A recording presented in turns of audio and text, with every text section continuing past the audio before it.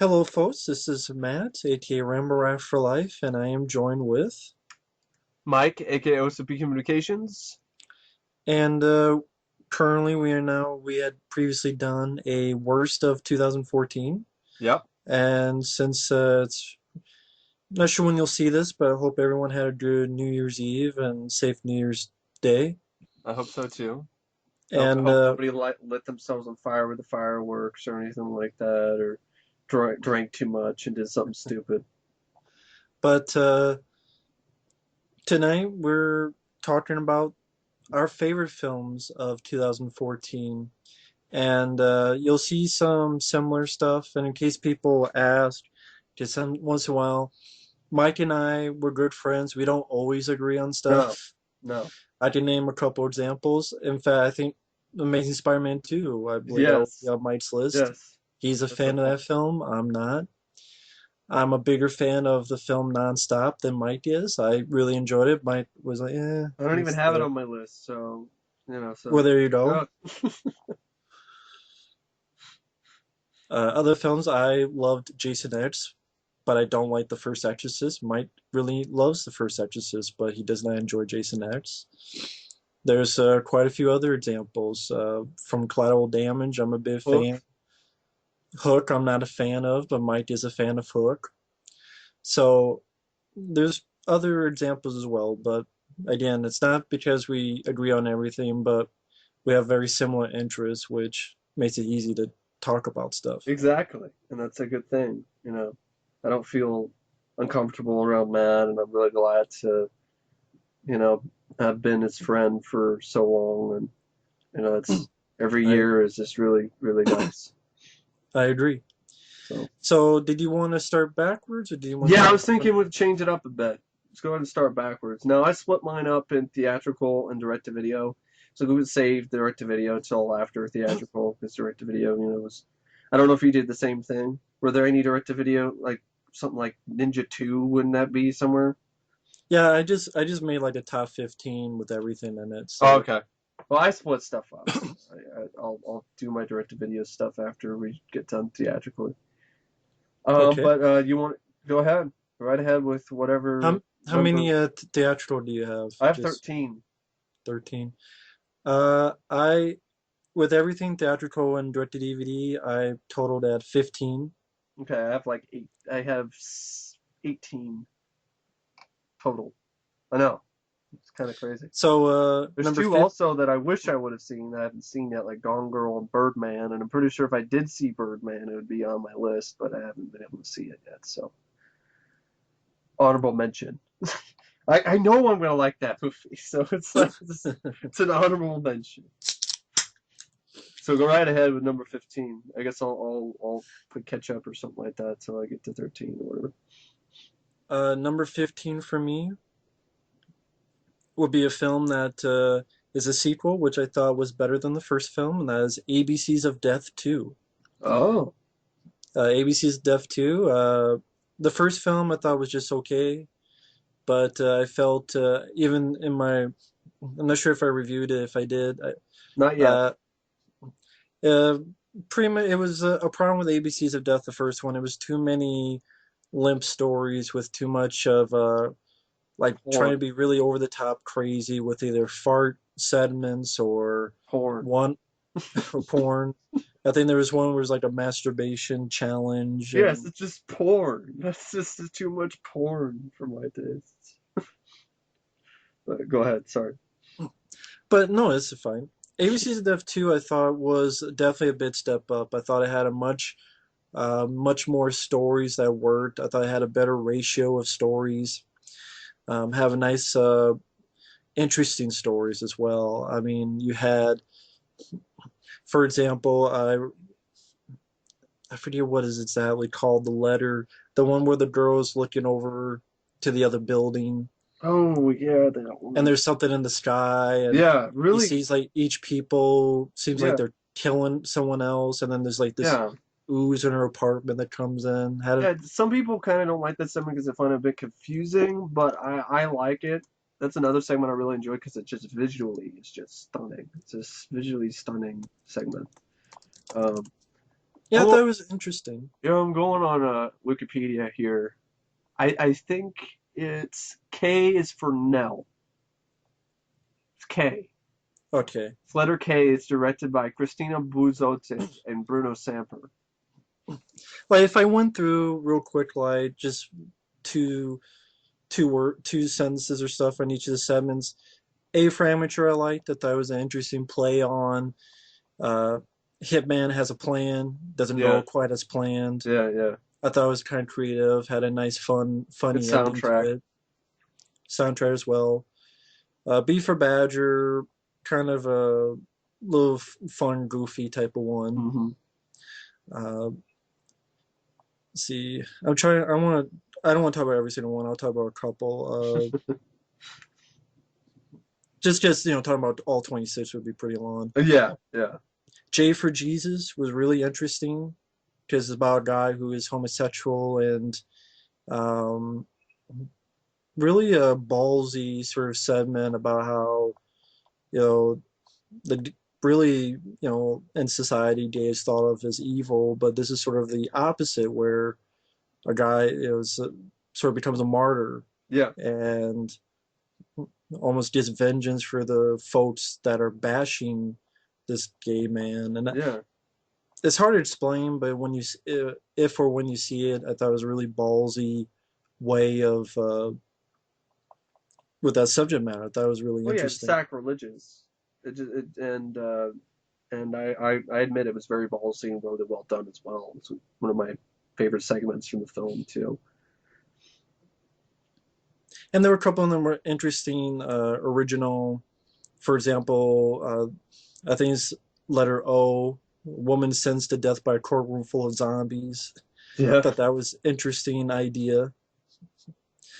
Uh, and even some which weren't too long, but they were kind of a little bit interesting. Q for questionnaire. You hmm, see a guy taking this test and you're wondering what's going on. You realize he's taking this test because they want to use him for something else. So yeah, some that are pretty fucked up. X for xylophone yeah, because it's the death of a little kid and the body's used as a xylophone. yeah. A lot of good special effects.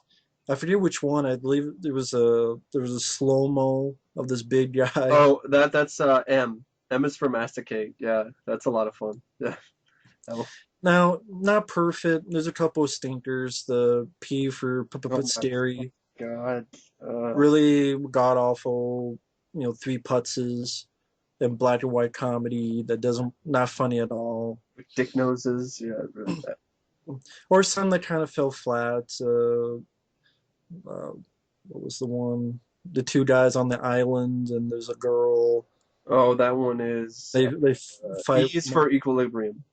Yeah, that was kind of like didn't need to be there. So, but to me, it had a good ratio that was either interesting or it was interesting in a filmmaking way or a little bit of original idea or some pretty good practical effects and not too many turnoffs because of just over the top porn for shock value that just wasn't interesting to me. Exactly. I thought even if you're not a fan of the first ABCs of Death, I would recommend it just because I do think it is a step up. I think Yes. uh, it was better. It's like they learned from the first film and they did do a better job with Hmm. this Well, it is on my list. It's on my list of direct-to-video films, so I might as well just talk about it for convenience sake. It's my number one favorite direct-to-video film, and that's got some decent competition, with films like The Babadook and WolfCop. Um, yeah, ABC's of Death 2 is my favorite direct-to-video film of the year. It's a film that I thought was a massive improvement over the first film. I There's only maybe two segments I didn't like, and that's an insanely good ratio of good segments versus bad segments. And I thought a lot of them were interesting. I thought a lot of them were really well done. In particular, the last one, Z is for Zygote, I thought was an amazing segment with some of the best practical effects I've seen in years. Um, of course, there's stinkers like P is for scary, which is a piece of shit. But I did like D is for Deloused, directed by Robert Morgan, which is a stop motion animated short about, it's really creepy and eerie and really well done about a large bug that helps an executed man get revenge on his killers. And there's even ones that weren't necessarily horror, but were still well shot, like F is for Falling. Um, I like J as well. K is for Nell. There's some really shitty ones, like as a P is for scary, and there's another one which I believe it's L is for Legacy, where ritual sacrifice goes horribly wrong. That's a really shitty segment that has some shitty effects. I agree with that. Yeah, pretty bad effects on that one. Another one I really liked was S is for Split, where a woman is attacked in her home while on the phone with her husband. I thought that was a really, really tense segment. Had some great suspense in it. And overall, there was a good balance of scary stories, scary but funny stories, and stories that weren't necessarily horror but still interesting. And I honestly thought it was one of the best horror anthologies I have seen in years. So I really put it pretty high up there because I'm a huge fan of horror anthologies. It's my, that, hey, horror anthologies, when you get a good one, you get to watch more than one good movie in one film. When you get a really shitty one, then that's some of the worst movies ever, because the really bad horror anthologies, you're watching shitty movie after shitty movie after shitty movie all at once. So it's a high risk, high reward genre of filmmaking, but I really like it when they do it right. And ABC's of Death 2 is definitely an example of a horror anthology that does it right. And it didn't even feel like I wasn't bored either. It was like 2 hours long, and it had good pacing, and every story was, except for two, were interesting and engaging, well performed and unique. And yeah, I really enjoyed this one. It's less of porno. It's less of a porno, death porn and stupid shit like the first film, where I still gave it like an average grade because there were some segments I really genuinely did like, but for the most part there was a lot of them that I just didn't get into, or I just thought were just too over the top or just too stupid. I mean, the last one with fucking they're fighting with dicks or something, and sushi and some shit, and then the fucking furries in one. It's like Nazi furries or something, and another one where it's like you must I didn't mind that one come. because of the effects. I thought The effects the were furries good. one. The effects were good, I have to admit. But I mean that was better than stuff like, you gotta come or you will die or something. That Yeah, fucking that was shit. the worst one. I And it thought, seemed like the longest one in the yeah, first movie. the fart one was pretty bad too. Yeah, But yeah, I mean, I thought the worst in ABCs of Death were P's for Scary was as bad as like the fart one. But yeah, the ratio was a lot better. And if you had been kind of leery of this one because you saw the first film and didn't really like it, I would recommend at least giving this one a watch, because it really is a huge improvement. yeah, I agree with that. So, my number 14, it's a film that Mike did not see, but I did see. Came out earlier this year. It stars Dylan McDermott, and it's a direct-to-video film called Freezer. Ah, It's directed by a guy named Michael Solomon, who I believe is the director of Hard Rain from back in the hmm. day. With He was a Christian Slater, right? Yeah, Morgan Freeman. He was a cinematographer of The Abyss and Backdraft, Ah, hmm. and I think he directed. Might have been the 2004 Salem's Lot. I could be wrong, but with Rob Lowe. I But haven't seen that in years. The 2004 Sam's a lot, so I don't really know what to say about it. I could be wrong on that one. But I know he directed Hard Rain, and he was a cinematographer before that. But Yeah. Freezer, I liked. I thought Dylan McDermott. I liked this guy as an actor. I thought he gave a really great performance. I like the gist of the idea. He's a guy who's these gangsters. They throw him into this big freezer and they get him to talk. He keeps saying, "You got the wrong guy. You don't. I don't know what you're talking about." And throughout the film, he's got to figure out how to escape, and a little bit of twists and turns. I don't want to. I don't want to spoil for anyone who hasn't seen the film. Mm-hmm. I thought they worked well. I thought I thought Dylan McDermott did a really good performance. Um, Limited cast, which I think worked well. I thought I like those kind of movies where it's someone being stuck in a certain area and just try to figure out how is he going to escape, how is he going to get out of this, what are the little twists and turns. I thought it was um, I'm not going to say mystery thriller, I guess maybe you could call it. Not really an action movie, but there's a couple of decent Hmm. uh, little couple of decent practical effects. But I thought Freezer was I liked the film. Gets a 5.2, which I think is a bit low. Uh, I think if you're a fan of the actor Dylan McDermott, it's definitely worth a look. And for a film that went direct to video, I thought it was a pretty decent film. Yeah, Freezer's a film I saw the trailer for, and it looked interesting, and I still haven't gotten away to, I still haven't gotten around to seeing it. But it's definitely a movie I do have on my hard drive, and definitely give it a look sometime. It does sound like a good film, and I'm glad I was able to send it to you. So that's Yeah, another good thank you. thing. But yeah, I don't have much to say about Freezer because I haven't seen it yet, but I do want to. So. But anyway, since we're still in direct-to-video, I might as well talk about another direct-to-video film that I really liked. My second favorite direct-to-video film of the year, Wolf Cop. Now, this movie hasn't actually come out yet in the United States on DVD and Blu-ray yet. It comes out, I think, this year. Well, next year, kind of technically. Comes out in 2015. Okay, there we go. Because I'm like we're doing this on New Year's Eve, so it's like it's literally almost there.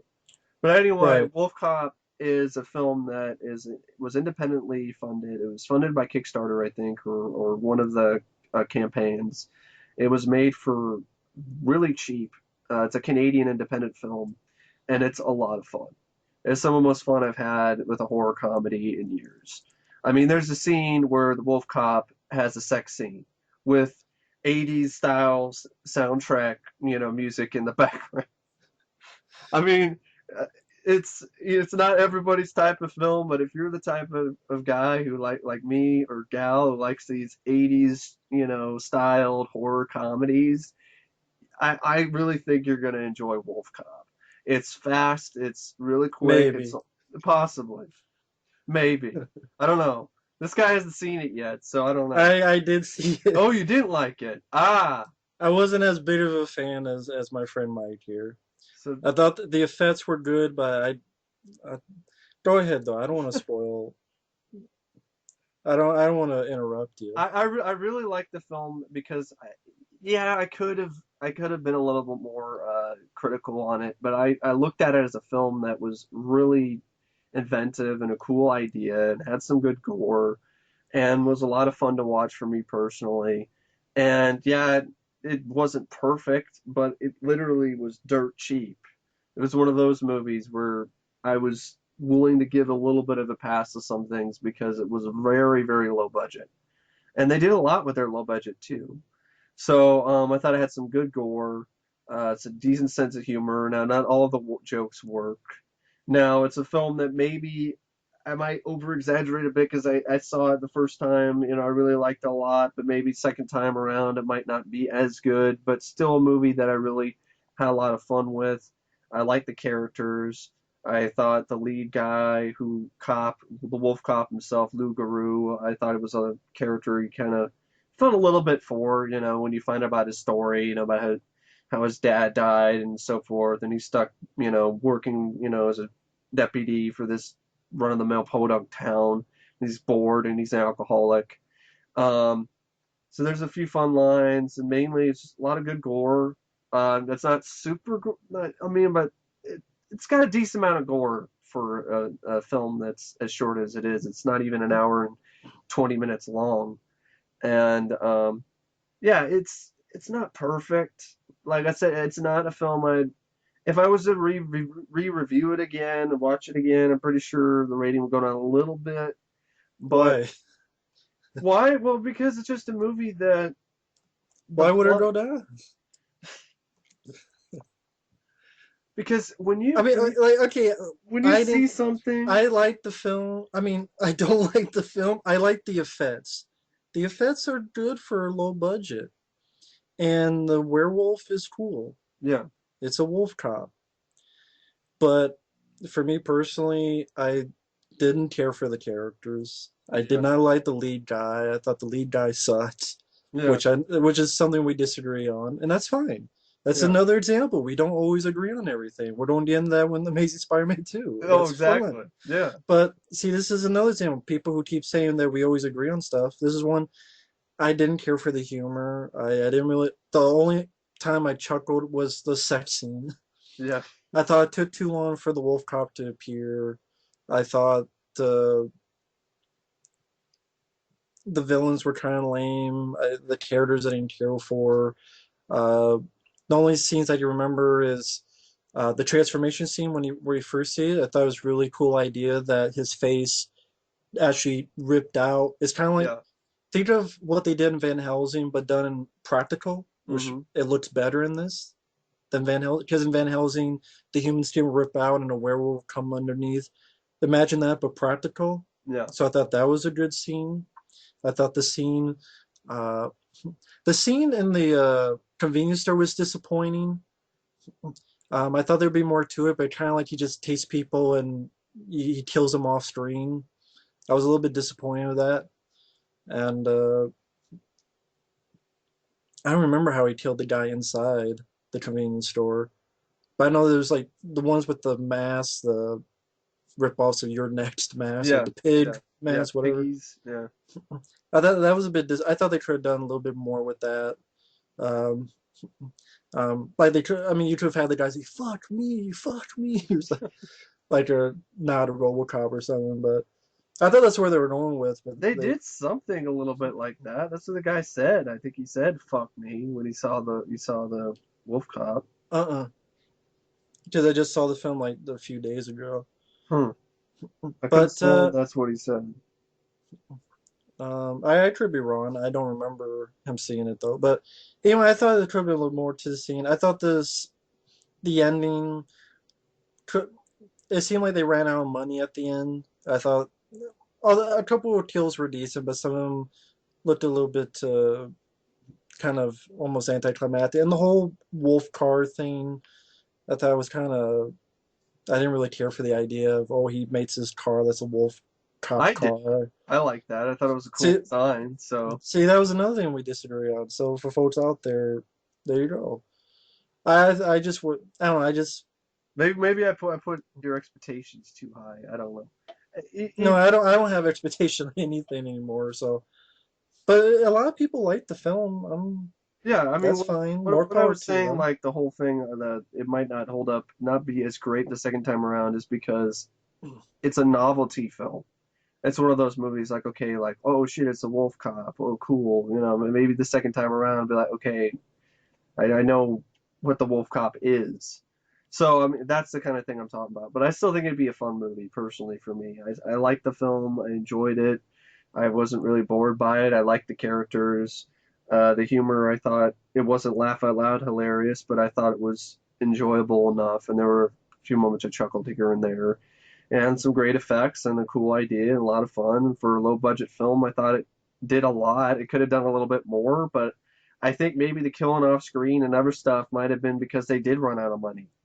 And Hmm. I think maybe if they end up doing the thing about doing a sequel, maybe they can get more money because more people actually like this. So I'm hoping maybe the sequel will get a little bit more in the budget so then they can go even more crazy with it. Um, Yeah.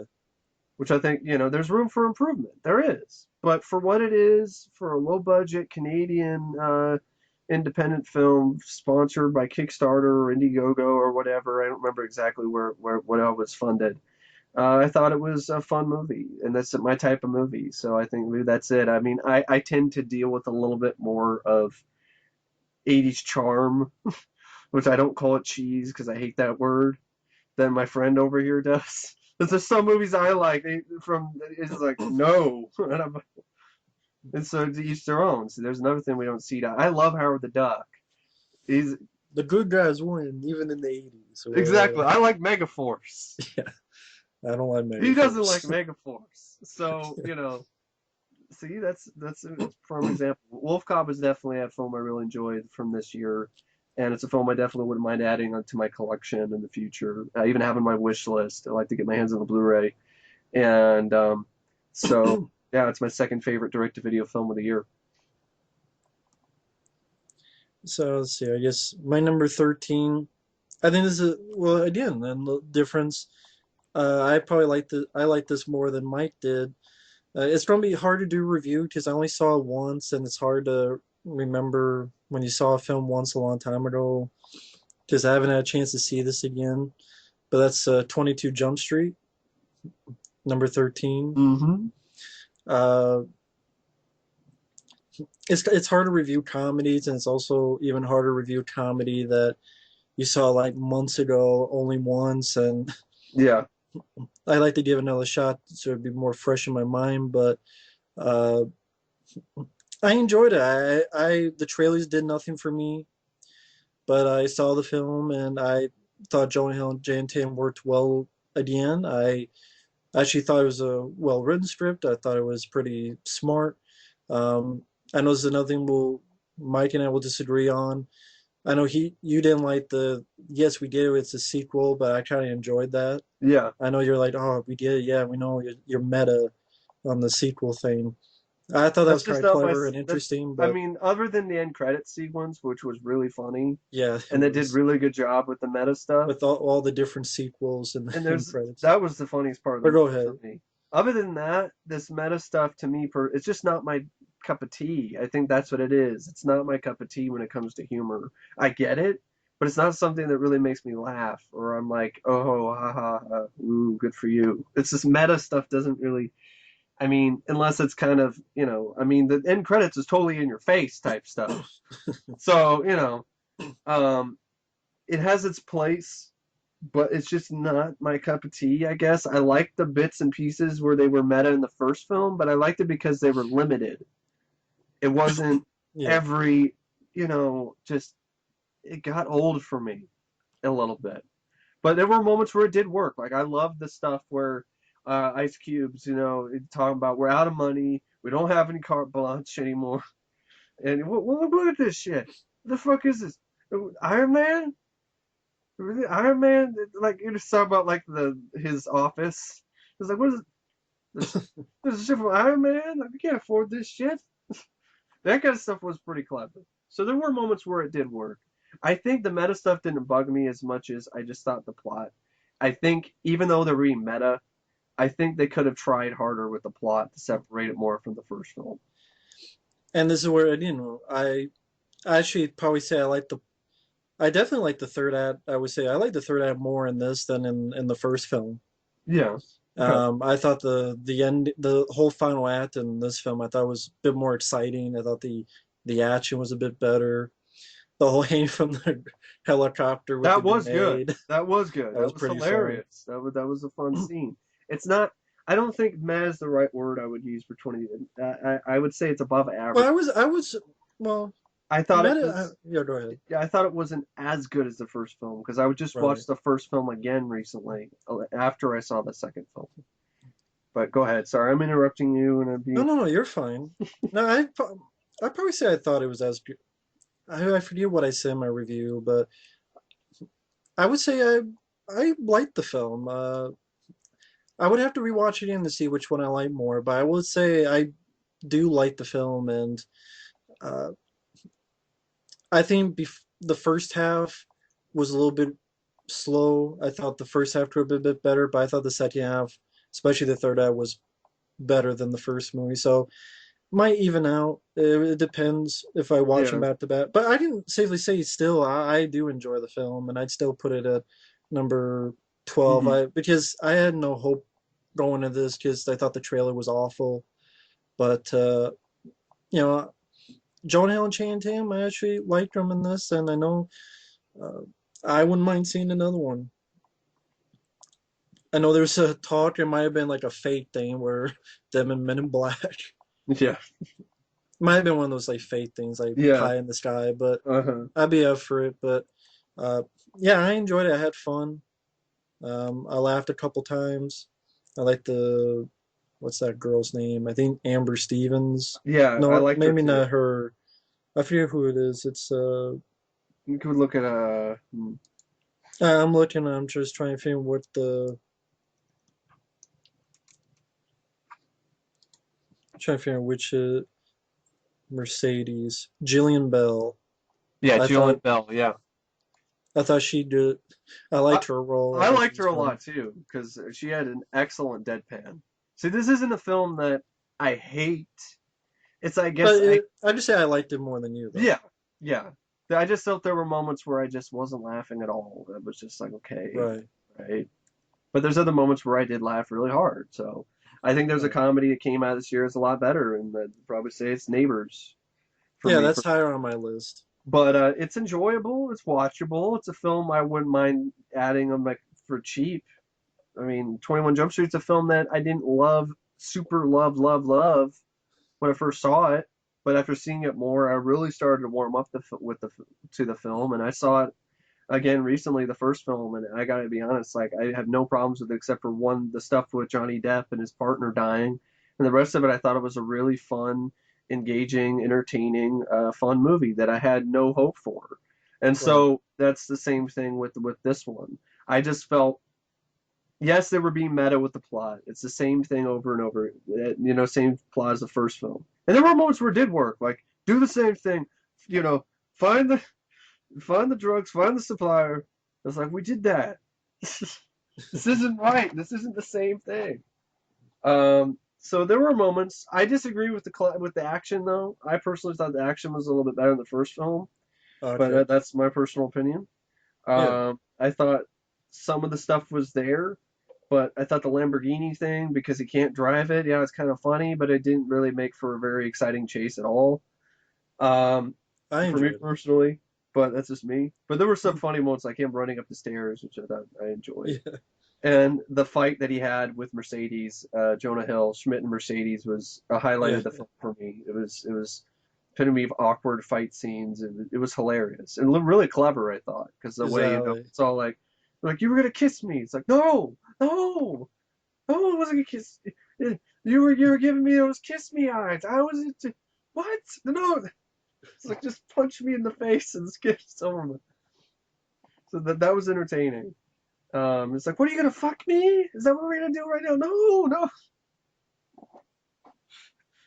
So yeah, it Uh, doesn't make me laugh. It is a film that I did enjoy. I enjoyed it more than my parents did because we watched it. I watched it with my parents, and they didn't find it nearly as funny. But right. I found it to be entertaining, and I think it's a film that just like the first film, I think if I watch it again, I think it would get a little bit better. Because there's stuff I might have missed the first time around. Because when you're watching it with other people that don't like it, it creates these bad vibes, you know? They're just Hmm. like I can't. It's hard to break through these bad vibes. You're trying to laugh and get involved, and nobody's doing. Nobody is really feeling the same way, so it brings you down a bit. I don't hate the film. In fact, if I had like I'd put it like at 14 or whatever. I liked it more than a nonstop. It's just a film that I didn't love, and Right. I thought it was in terms of its rating lately by a lot of people. It's saying it's the same as the first film, or some people saying it's better. I disagree with that. But overall, Jonah Hill and Channing Tatum are great together, and that's what you watch the film for. And a little bit of supporting cast are good too. I thought the jokes could have been a little bit better, a little bit, some of the action scenes could have been tightened up. But other than that, it's a fun sequel. It's not something that I would ever say is terrible. I wouldn't really say it's mediocre. I'd Right. say it's above average and maybe it'll be on par with the first film when if I see it again. Because first film I gave I think 3.5 or 4 stars first. Watch it again now, and I bumped the rating up even more. So who knows? Time will tell. But it's an enjoyable sequel. If you like the first film, you'll probably at least have fun with 22 Jump Street. But the end Mhm. credits are brilliant. I love that. Yeah. Hilarious. Yeah. And I guess that was not my number 13, 22 Jump Street. So it's your turn now.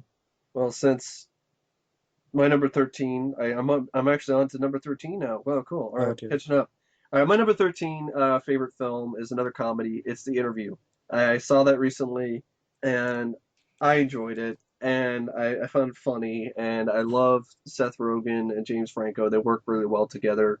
I thought it was. over the top fun. I thought the performances were good by most of the cast. Lizzie Kaplan was good.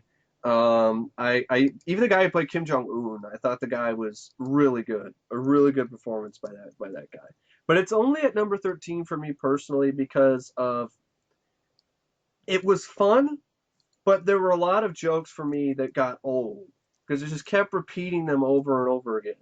And that's Hmm. the thing. When you repeat jokes constantly, it's not as funny the second, third, fourth, the fifth, sixth time. When I laugh at what's his at James Franco, Dave Skylark saying they hate us because they ain't us. Because it sounds they hate us because they ain't us. Like sounds like anus. Because they're asses. But as he goes on, he just keeps repeating. This is a repeated joke. And the first time it's funny, but then it's like they hate us because they ain't us. They hate us because they ain't us. And then there's even a scene where Kim Jong Un says they hate us because they ain't us, and I'm like, I get it. I get the joke. I'm not deaf. And then another one is the whole repeated Katy Perry joke because the firework, because Kim Jong Un likes listening to Katy Perry. They mentioned that multiple times throughout the film, and the one time it does work a little bit in the climax though. That wasn't one that really bugged me because it was pretty funny. I thought with a slow mo kind of slowed down version of firework when Kim Jong Un is getting blown up in the helicopter, which that was pretty funny. There were definitely some really funny. I mean, some of course one of the lines I remember the most is like, "Dude, just got fucked by RoboCop." I mean, that definitely does, relate. I definitely do relate to that. And a fun scene where the whole scene where Seth Rogen has to stick the thing up his ass, and then the whole thing where there's like a tiger that's coming after him, and then he's trying to see what he can do, and his friend Dave, James Franco's all like, "You gotta fuck that tiger. You gotta fuck that tiger." It's like, "No, you gotta fuck that tiger, man. That's the only way you're gonna survive. You gotta fuck that tiger. You gotta pussy whip that tiger, man. You gotta." It's like, "No, I don't want to fuck the tiger." And then Lizzie Kaplan comes on the other intercom, but she's the CIA agent, and she's like, "No, do not fuck the tiger." So there are some genuinely funny moments. I like the action that's in that. I mean, there's in the film there's some really good gore. It's some really kind of really unexpected gore stuff. Hmm. Um, James Frank, Seth Rogen. There's a whole thing that deals with they're biting each other's fingers off, which is pretty funny, I thought, and over the top, and some good practical effects. Um, So what? there's They have no fingers now, or no, he gets his fingers sewed back on later. It's oh, like it's weird. There are some things that people could point out, like this doesn't make any sense. Like how did he get his fingers back on, or how did this whatever? But I kind of look, 'cause it's not even meant to be taken seriously. I was like, I'm not looking at this for realism. There's another one, some good gore, like when they get in a tank and they just drive over North Korean soldiers and their heads pop like watermelons. I like the use of the Scorpion song "Wind of Change" at the end, near the end credits. I liked a little bit of the love relationship that's between Suk, played by Diana Bang, who's sort of the kind of she works with Kim Jong Un, and then Seth Rogen falls in love with her, which is an interesting love relationship that was different. I really wasn't expecting that. And there's some genuinely funny moments. The interview itself, I enjoyed. Where Kim Jong Un ends up crying like a bitch and sharding himself. But at the same time, it's a film that I don't rate it higher because it could have been more of a satire. And it started out that way with this little Asian girl singing this North Korean song, which you have in the subtitles, which is basically saying that screw the United States, da da da da da da, and so forth, which is kind of funny satire. But the film doesn't really go very much further than that with its satire, which I thought it kind of could have done a little bit more with that. hmm. And also I have to admit I admire its guts, its moxie, but at the same time I'm like it didn't really need to be about North Korea. It didn't have to be Kim Jong Un. It could have easily been a fictional country and a fictional dictator. And I think that's what makes it kind of hard. It's uncomfortable to watch at points because this is a real. country. This is a real person, and unlike Team America, where they're a bunch of puppets, or South Park, or a YouTube video, this is a movie that's actually about a real dictator, is a real asshole, and it's in a real country, and it's uncomfortable. It's uncomfortable to watch at Well, let points. me ask you a question. Which do you like better, this or Team America? Team America, I'd probably say I like more because you can separate yourself from reality a lot easier than you can from this film. And I think I Well, might like it more if they did not, if it's not North Korea and it's not actual Kim Jong Un. It's a really awkward sort of feeling you have. And the performance is great by Randall Park as President Kim Jong Un, but it's just it's awkward. It's a very kind of awkward, uncomfortable sort of experience at moments. But it's fun. That's why I have it on my list. It's fun. It's a vehicle for James Franco and Seth Rogen. And if you like those two guys, I think you might enjoy the film. If maybe not. It's like that's why I said if. I said you might enjoy the film. right. I didn't say you will. But either way, I enjoyed it for what it was, and I'm glad it got to see the light of day because it was a fun movie. Okay. I have no interest in it. The trailer did nothing for me, and I'm one of those guys that absolutely hated Team America. So, um, But I haven't seen Team America in years, so I honestly need to give it another shot. And honestly, it is not the same movie as Team America. It's not. no, no, I'm not saying it's the same movie. It's It's just got different humor. the trailer for an interview never did anything for me, and I thought, wow, all this hype. I mean, not hype, but all this trouble over Yeah, I have a to movie admit. that didn't even look that I good know for to me in the first place. I have to admit the All film. this If you go trouble into it for with super bullshit. high expectations, it will let you down. It's one of those movies you gotta. Why would anyone go into this with huge Well, expectations? because of the whole ban thing and whatever, and fucking Yeah, that was North Korea who shut it down, but not really. Maybe it wasn't North Korea. So I have no idea, but I yeah, thought it was fun because of the two leads. If you yeah. do like James Franco and Seth Rogen, I think it's worth one watch, whenever you All decide right, to do it. And if it's not your cup of tea, that's fine. But I would right. just say if you like those two, I think there's a chance you might at least find it watchable and maybe a little bit entertaining just for those two because they are a lot of fun together. They're a great comedic, duo. It's just it could have been a little bit better written, and I have to admit the 7.5 rating IMDb is way too fucking high. So it's a film I'd probably give 4.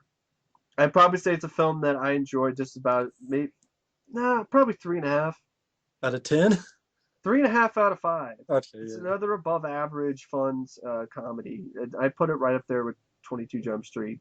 I just need to think about 22 Jump Street some more, and I put it on my list after this. So it's okay. All It's right. it's above average. It's a fun comedy with the two leads. It's just a film that, yeah, I laughed at some stuff, but other stuff jokes just repeated themselves over and over, and I'm like, stop. But there are some good points to it. Okay then. Uh, my number 12 is a film that I was pleasantly surprised by. It's a film called Cold in July. Ah, It's a film starring Michael C. Hall, who was Dexter, stars Sam Shepard, and it stars Don Johnson, who did a really great job. I thought this was a very well directed film. It takes place in the 80s, 1989. And yes, there's even a scene where it's in an old school VHS store, wow. which is nice. It Uh, takes place the year I was born. oh, wow. I thought the acting was really great, especially those three that I mentioned. The bad thing is Don Johnson doesn't come in until about halfway through the film, but when he's in it for the rest of it, and he does a really great job.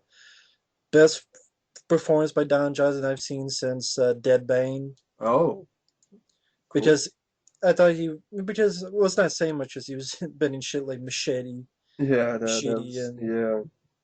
And no, I did not see the From Dusk Till Dawn TV series that he's in. But Cone July, I thought it had a great score. Really John Carpenter-esque score that was very well done. I've heard the score, thanks to Matt, and I love that score, especially Cosmo Black. It's a great piece of music. And it's a film that I did see the trailer for, and I do want to see it. There's so many movies that like, it's interesting. I'd probably say there's more movies I liked if I add them all up this year than there are that I didn't like. But like I said earlier, those are really bad movies, like some of the worst ever. But there are still a lot of other movies like I still want to see that came out this year. So there's other stuff that could easily be on my list for the best. If I ever do get around to seeing this, I'm pretty sure I will enjoy it. It sounds like my cup of tea. I like the trailer. It's just I haven't gotten around to seeing it yet. So, but go ahead. I'm I'm being just a dude thinking over here. there's probably more movies I didn't like this year than liked, but um, Cone July, I don't want to give everything away, but I thought it started off very interesting. Well, I mean, I thought the movie, I thought it has some nice little twists and turns that I don't want to give away, just like Mike hasn't seen it yet. But the way it opens up, I liked it. I mean, the whole way it begins is Michael C. Hall has a wife and a kid. Intruder breaks into his home. He's very nervous and he, shoots the guy who's in his home. And it's then figuring out who is this guy. Sam Shepard is the father of this guy. Like there's a nice shot where uh, they're wondering where Sam Shepard is at, and then there's a shot right in the kid's room, and the light just reveals Sam Shepard in the corner, Ooh. and that's where that sort of John Carpenter score kicks in. Mm-hmm. But then you realize everything's not as it seems, and I thought that really made it interesting, especially in the third act Mm-hmm. when Don Johnson's character gets in, and you realize if you didn't know anything about the film, I thought it was a nice way that it went, the direction it went, and it definitely felt like the '80s with the locations and of course the Yeah. music, the way people looked and dressed. Mm-hmm. I just thought it was a well acted, great cast. I thought all three of them did a great job. And I thought it was very well directed. I don't know if the director has done anything, which is what I'm looking up real quick. I'm not sure if this is his first film. If it's his first film, I thought he did a really great job. And this guy named Jim Mickle or Michael, Mickle. I'm not. I'll say Jim Mickle just for the sake of it. Uh, and I hope this guy gets to do more. I hope this guy gets to do more. Oh, he's the guy who directed Stakeland, which I like this much more than Stakeland. Yeah. There's room for improvement over Steak Land, definitely. I thought that was I, okay. I definitely think he's gotten better because the first film I saw from his was Mulberry Street, which I hated. I've heard about that, but I've never seen it. I thought it was a really shitty movie, one of those eight films to die for Oh yeah. movies where After like Dark Horror Fest, these yeah. people are turning like rat creatures. I thought it was really lame, really dumb. So I guess he saw Bruno Mattei's Rats, I guess. I was like half man, half rats. It almost seemed like Yeah, like Bruno Mattei's Rats. There's people with I haven't rat seen that. faces. Ugh. Rats I are haven't really seen that terrible. movie, so I didn't know. And then I thought State Line was better, but I thought the film was just there. And Cold in July, I definitely think it's definitely his best film, and he definitely improved. Well, if he got a job after Mulberry Street, I'm pretty sure he should be safe after Cold in July, which got some. I guess I don't think you're the only one that It's liked a it. 6.9, decent rating. Sounds like And a yeah, winner to me. So I'm definitely gonna give it a look sometime.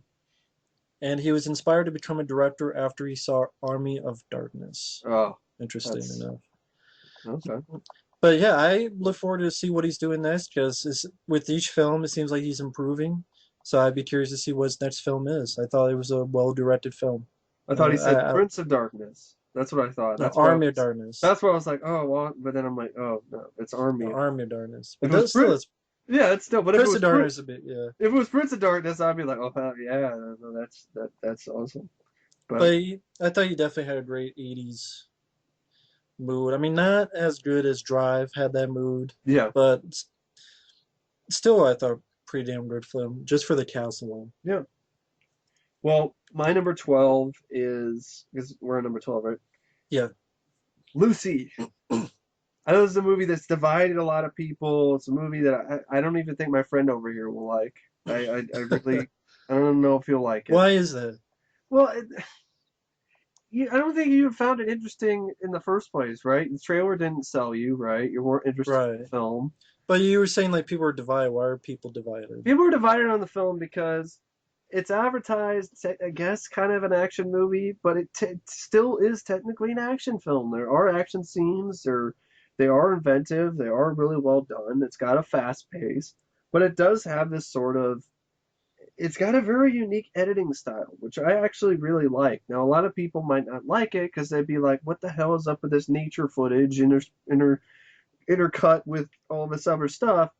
But I liked it because it was unique and it seemed out of place at first, but once you get used to the film structure, it actually works because all these things that it's talking about is, instinct and whatever and survival and da da da and evolution.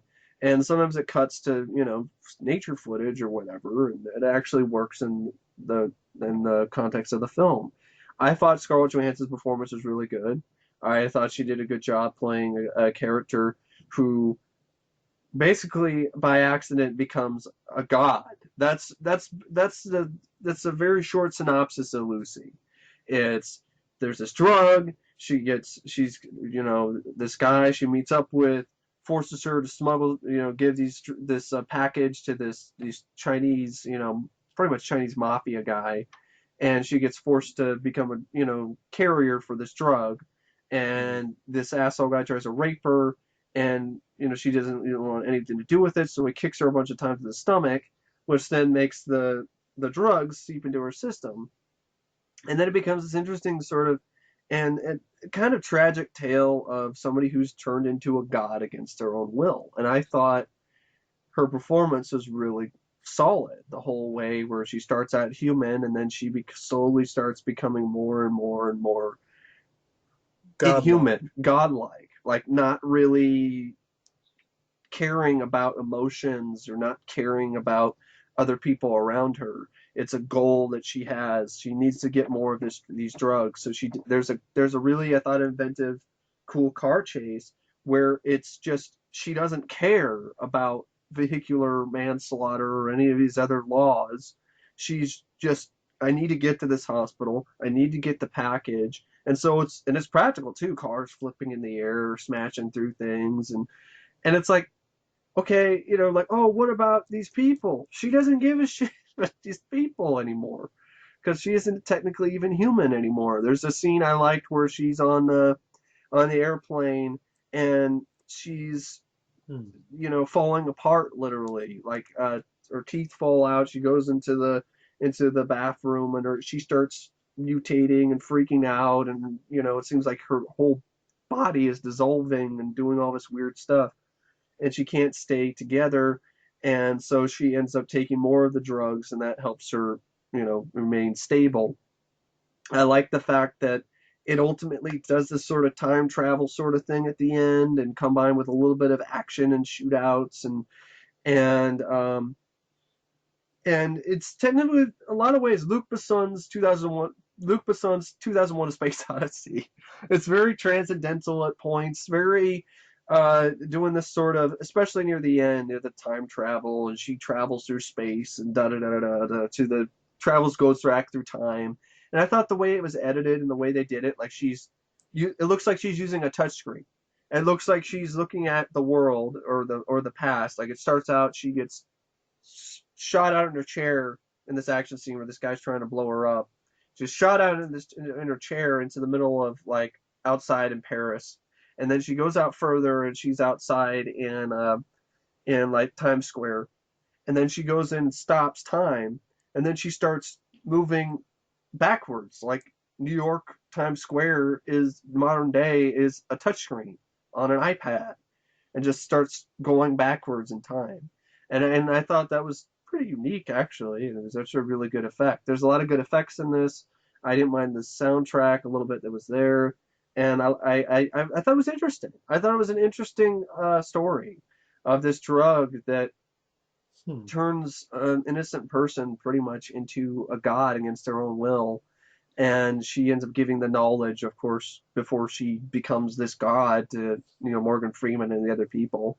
And there's a lot of decent amount of action too. I mean, the stuff where she throws people in the air in the trailers, you see that in the film, and yeah, I was interested in it from the trailer because I liked the idea and I thought it was interesting, and the final film itself I thought was pretty interesting.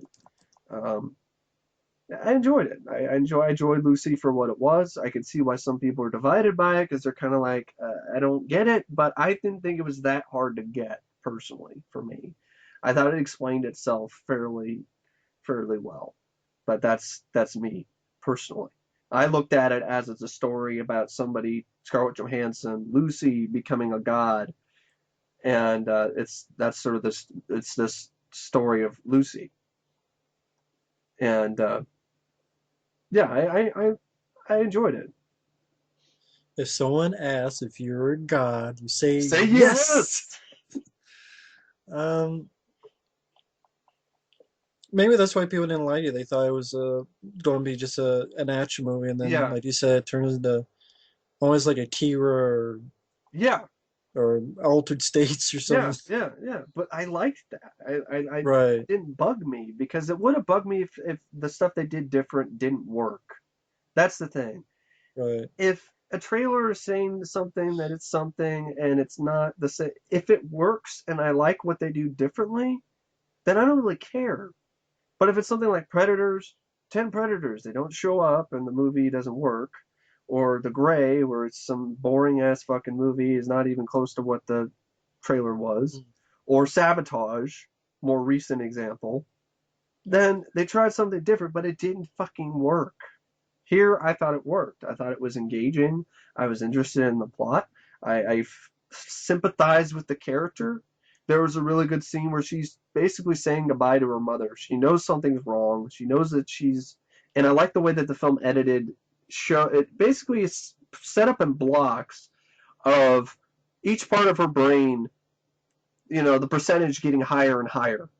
That's how the film is edited once she gets exposed to this drug. So it starts out with 10%, and then it goes up to 30%, and then so forth. And I thought that was an interesting way of editing.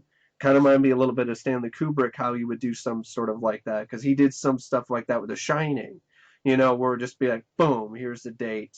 We're going on to this. Then boom, here's the date. Here we're going on to what this, part of the story is. And I could see what people, if you just thought it was an action movie, you might be disappointed, but it still is, and it's still technically, it does have action. It's not like it right. doesn't have any action in it. It still does have action. It just has this plot. And yeah, I liked it because I liked it because of the differences that it did right. And if anyone hears anything in the background, I think fireworks are starting this New Year's Yeah, it might be me Day. too. But I know some people were like, well, wait a minute, the whole 10% of the brain that's untrue Well, that research it's isn't not bullshit. that research isn't necessarily 100% either. It's a Okay. theory. We don't really know for sure. I thought it was proven. I I, Maybe they I lied to me. I looked some stuff They might up. It lie to me. technically is proven, but technically it isn't. It's one of those like technically yes, but technically no. So The film, I'll give a look one day down the road. it's worth a watch if you find the idea interesting. And that's what I did. I found it interesting because I thought it was unique. And I think it still is a unique film for what it is. Oh, okay then. Because Well, it was a yeah. unique screenplay. It was a different idea. I was like, oh, okay. It's not the same old cliche over and over again. It really does make me think of Akira because that was about a guy who it's not a drug. Well, he kind of gets tested on and then becomes more and more godlike throughout Yeah, the film. it The is. It is Akira. It Mind me is like. Akira like. It's just it's not exactly like Well, Akira, I'm not saying exactly. I just but it even does. at the end, it sort of goes to 2001, a Yeah, little bit like that. it does have some. It definitely does have sort of a Akira feel, and I like Akira, so that's No, another I like it reason. too, You know, but no, I'll definitely give it a look one day. My number 11 is which I didn't want to put this low because it sounds like low because I really did enjoy this film, but Guardians of the Galaxy. Enjoy the film. I think it's only lower just not for the film itself, but more because the whole superheroes is just it's a genre that's getting old with me. But it just it yeah, is. But uh, I still really enjoyed it. I thought this is exactly what the new Ninja Turtles film should have been. yeah, It was the title characters as the nailed title it. characters. The humor worked well. The humor worked with the characters. It wasn't just bottom of the barrel fart jokes and boner jokes. It was I thought humor with the Batista. characters. Yeah, I thought Batista's character. What's his name? I don't remember his name right off the top of my head. Drax or Drax. I thought his humor was. I think he was a better Raphael than Raphael was in the new Turtles movie. Because you can yeah, see the same sort of brute strength, sort of brute humor you could do with Raph, But not necessarily he's not a total dunce, but it still worked really well. I mean, you know, it's don't matter. It's over your head. It's over your head. What do you mean it's over my head? I'd catch it. Nothing goes over my head. yeah. I mean, I thought it was. I'm not going to say the action was fantastic, but I thought it served the film for what it was supposed to be. Yeah. I thought the villain was weak. That's one point I gotta say, but I thought the rest of the film, I thought the effects were great. I thought James Gunn did a really good job directing. I thought he probably worked on the script. I thought he had a nice sense of humor to it. Nice. It's a good script because the characters really work. The characters, your title characters, if they work well, the movie works. That's why Ninja Turtles at the end of the day, Super Chuds, it didn't work because the characters were not there. They I mean, weren't they were even barely written. in the movie. They were barely in the movie and it was written really piss poorly. While this, from the beginning to the end, it's about the Guardians of the Galaxy. They are the And, main and they didn't characters. use the excuse like it's a kids movie. Well, technically, Guardians of the Galaxy, yes, I think it was PG-13, right? Yeah, just like the Super Chuds. That was PG Yeah, it's 13. PG-13, so they're both the same rating. So, So yeah, I mean yeah, that's the thing. James Gunn, he's a natural writer and director. I mean, he did Slither, which is good. He wrote the Dawn of the Dead remake, which is one of the best remakes out there. yeah, Slither is really an awesome horror flick with some great practical With effects. Nathan Fillion, that was a Yeah, good. it's like Night of the Creeps 2. Yeah, Really, it's got a it's like a spirit. It's an in spirit sequel. even though he says he didn't know anything about Night of the Creeps, which is I doubt that. that's what he said. James I Gunn mean, said. I know, but I mean, there's just so much in that. I mean, and maybe it's coincidence, but it's It's like the director Jason Goes to Hell saying, "I don't know anything about the hidden." Right, right. Yeah, yeah. but Guardians of the Galaxy, the characters worked well. Rocket Raccoon, Bradley Cooper, even Vin Diesel, which only said one line, but I thought that character of Groot. Uh, Especially, it had a lot of impact, especially when he finally changed up the line at the end. we are Groot, We are Groot. and self in a way, kind of self-sacrifice, but not really, but still kind of. Which this had a heart, Yeah, which the Super Chuds didn't have. that's a great story when you can just change up one line of dialogue where he repeatedly says the same thing. You just change one word instead of I, it's we, and it's very impactful. Yeah, This is a really simple change, and because the film is so well written, it has a lot of impact. and that's the thing is that I never read a single comic or Guardians of the Oh, Galaxy. I didn't Didn't either. know a single thing about them. But after seeing this, I would gladly see more because I like the characters. And I'm like, oh, it kind of gave me a Farscape vibe. Yeah, Like, I do know the TV show Farscape, which I like the show. But what was the lead guy's name? I forget his name. Star Lord. Yeah. No, the actor. Uh, Chris Pratt. Yeah. He did a really good job. I don't know what else he's been in. I know he's going to be in Jurassic World. I just He's don't on know what this he's been TV in. show, I think on cable. Is it Community? Is that what he's known for, or is it Parks and Recreation? I don't really watch television. Might be Parks and Recreation, The but only stuff I watch is sports. So I thought he did a really good job. I thought again, what there's, I mean, yeah, I know there's the Howard the Duck cameo at the end of the end credits. You have the Benicio del Toro and you have Michael Rooker. But I think the main characters are the main reason why a lot of people like this film is because those Zoe Saldana, Batista yeah, actually did decent. Chris yeah, Pratt, Roger, they all worked well together, and you just see that they actually bond throughout the film. They are the stars of the film. They do stop the bad guys, not some random asshole bitch coming from over here to do it. Has a nice sense of humor. The soundtrack of older songs. Um, yeah. The humor is what really is I really liked about I the thought it film. was a very well done movie, very Yeah, well done film, and it's higher. Yeah, it's higher up on my list, so I'm not going to say much. But go ahead, I I finish look up forward your to thought. the sequel. I really enjoyed it. I The best thing I can say is this is what the Ninja Turtles film should have been.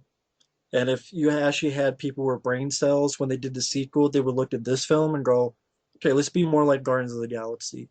But they won't, so it'll be another piece of shit when this Super Chuds 2 comes It'll out. just be a piece of shit that has an added, Bebop and Rocksteady to Who will be like a chicken and a cow. it. Cow chicken, cow and chicken, and TMNT too.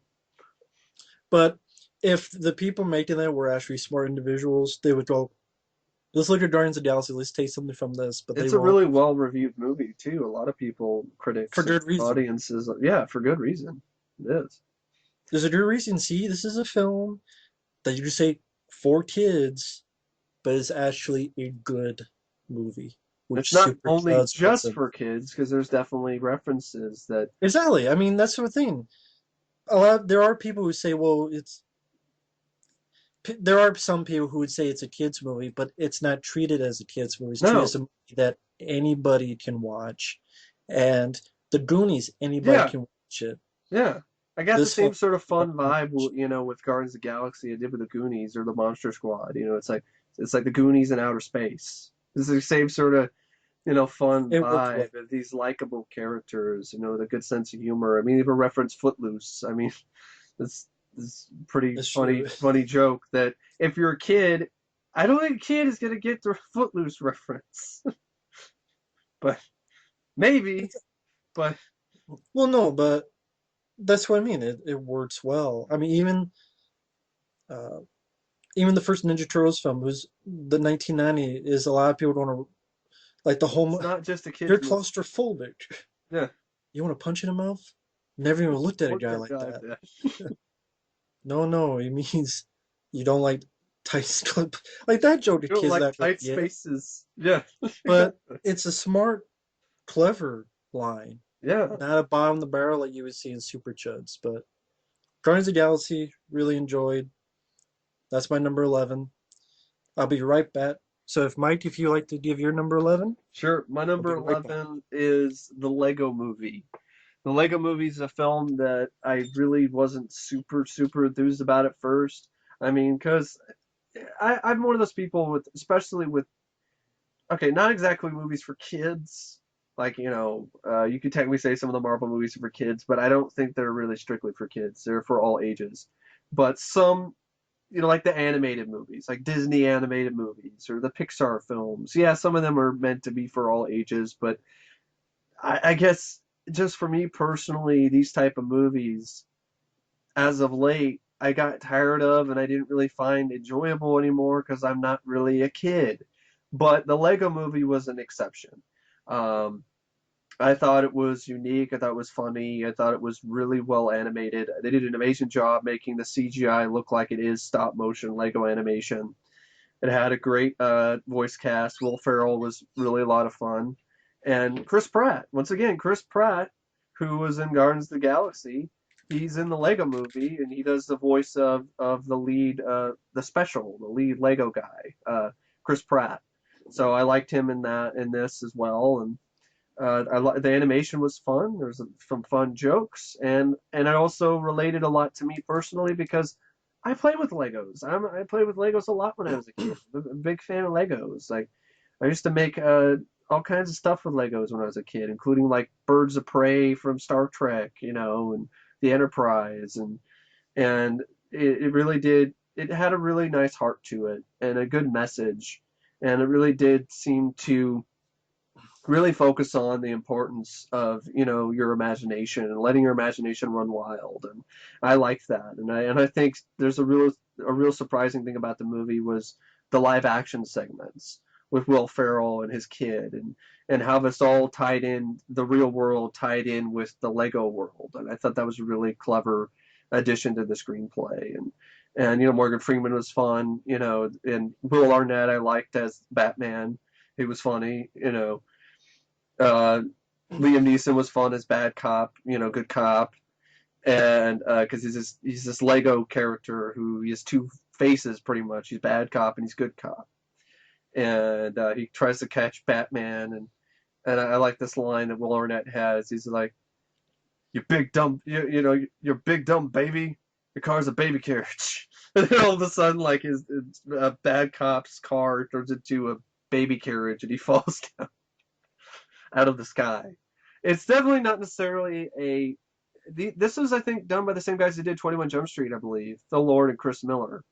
Um, so the humor might not be everybody's cup of tea, but I still think I thought it was pretty funny, a lot of fun and cute at moments, and I guess I'll use that word because there were some cute moments in the film, some fun cameos. Han Solo and Chewbacca show up in the Millennium Falcon in one scene. Um, there's one character who's voiced by Charlie Day, who plays the spaceman guy, which I really related to because I had the exact same Lego figure. And I love how the filmmakers added like the extra added, broken helmet because I had that's my toy. My toy had my Lego had the broke helmet too, and the faded Saturn symbol on his chest, and he's all talking about spaceship, spaceship, spaceship. I want to build a spaceship, and it was a lot of fun, and it definitely does appeal to the kid at heart, and any adult, especially anybody who grew up playing with Legos. But I can see what's not everybody's cup of tea. People are interested in it, but I personally, as a big fan of Legos as a kid, it was really a lot of fun, enjoyable, fun movie with clever screenplay and fun. It was a fun flick. I wouldn't mind picking that up on DVD or Blu-ray sometime, and had a nice heart to it as well. And for me, that goes a long way. Oh, okay. Oh, oh, Lego movie.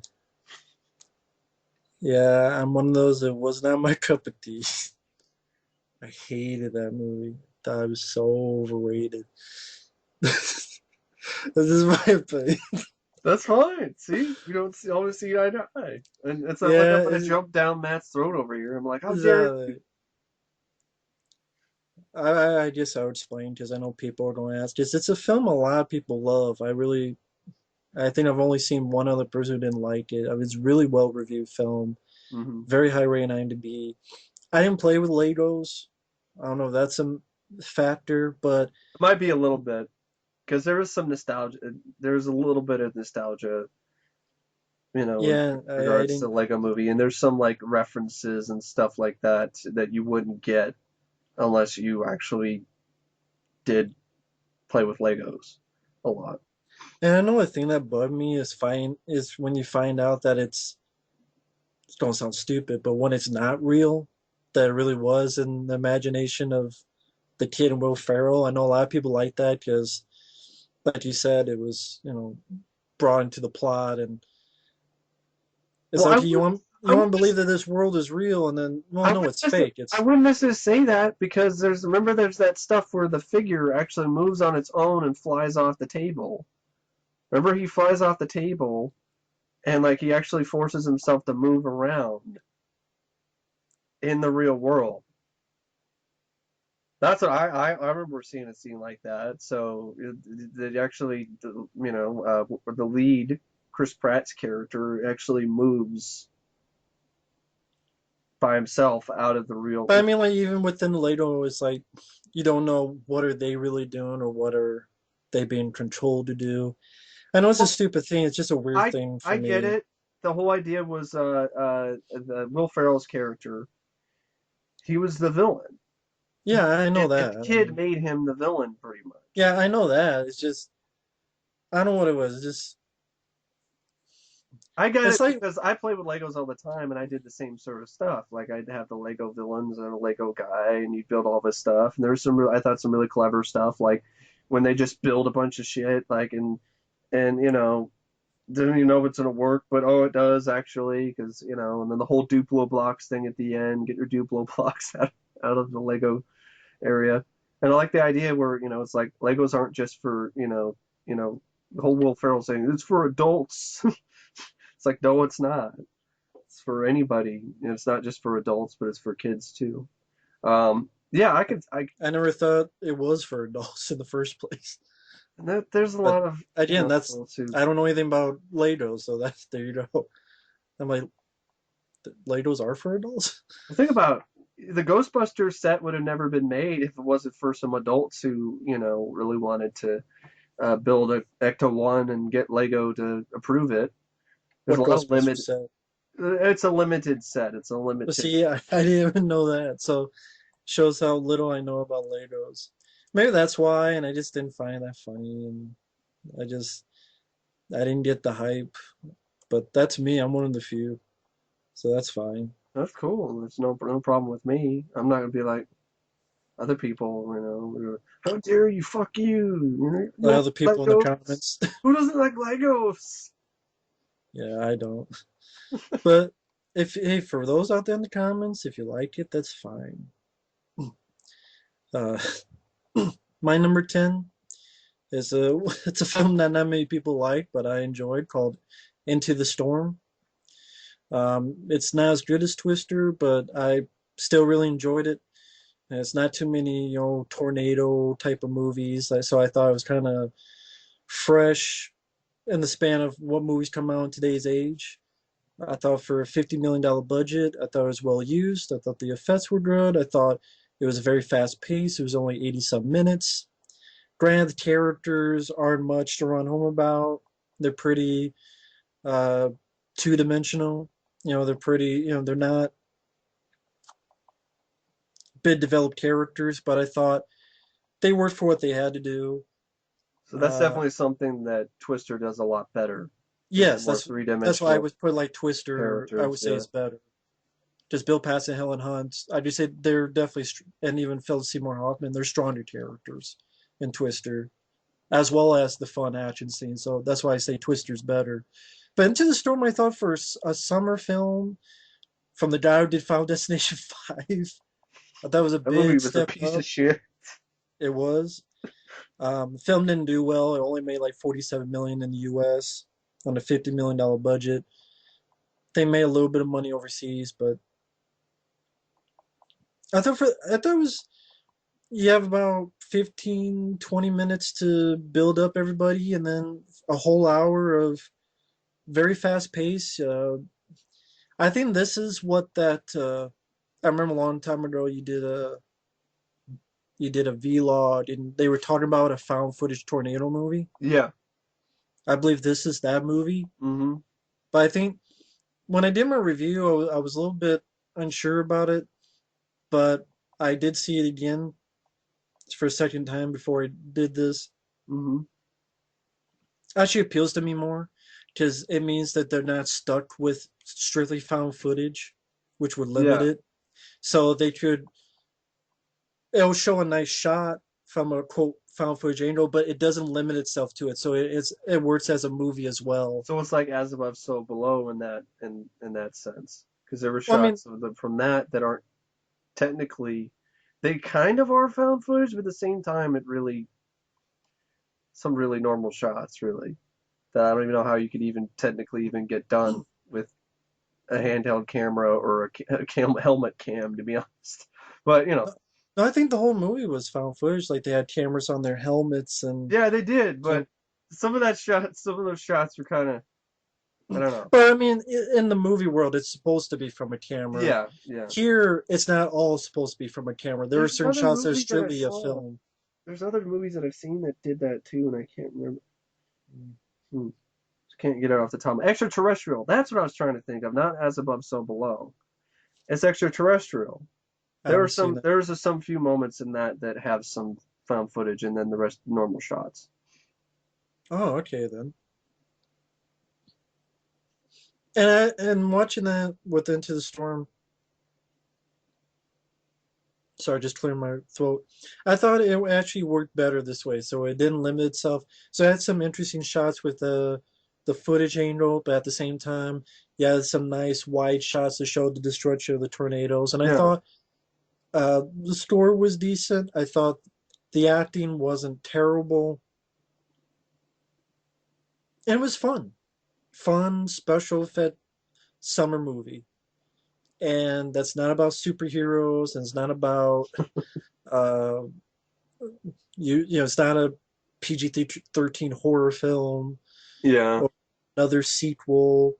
It was okay, cool. Another. It's not like they make a lot of tornado movies, so I'm like, cool.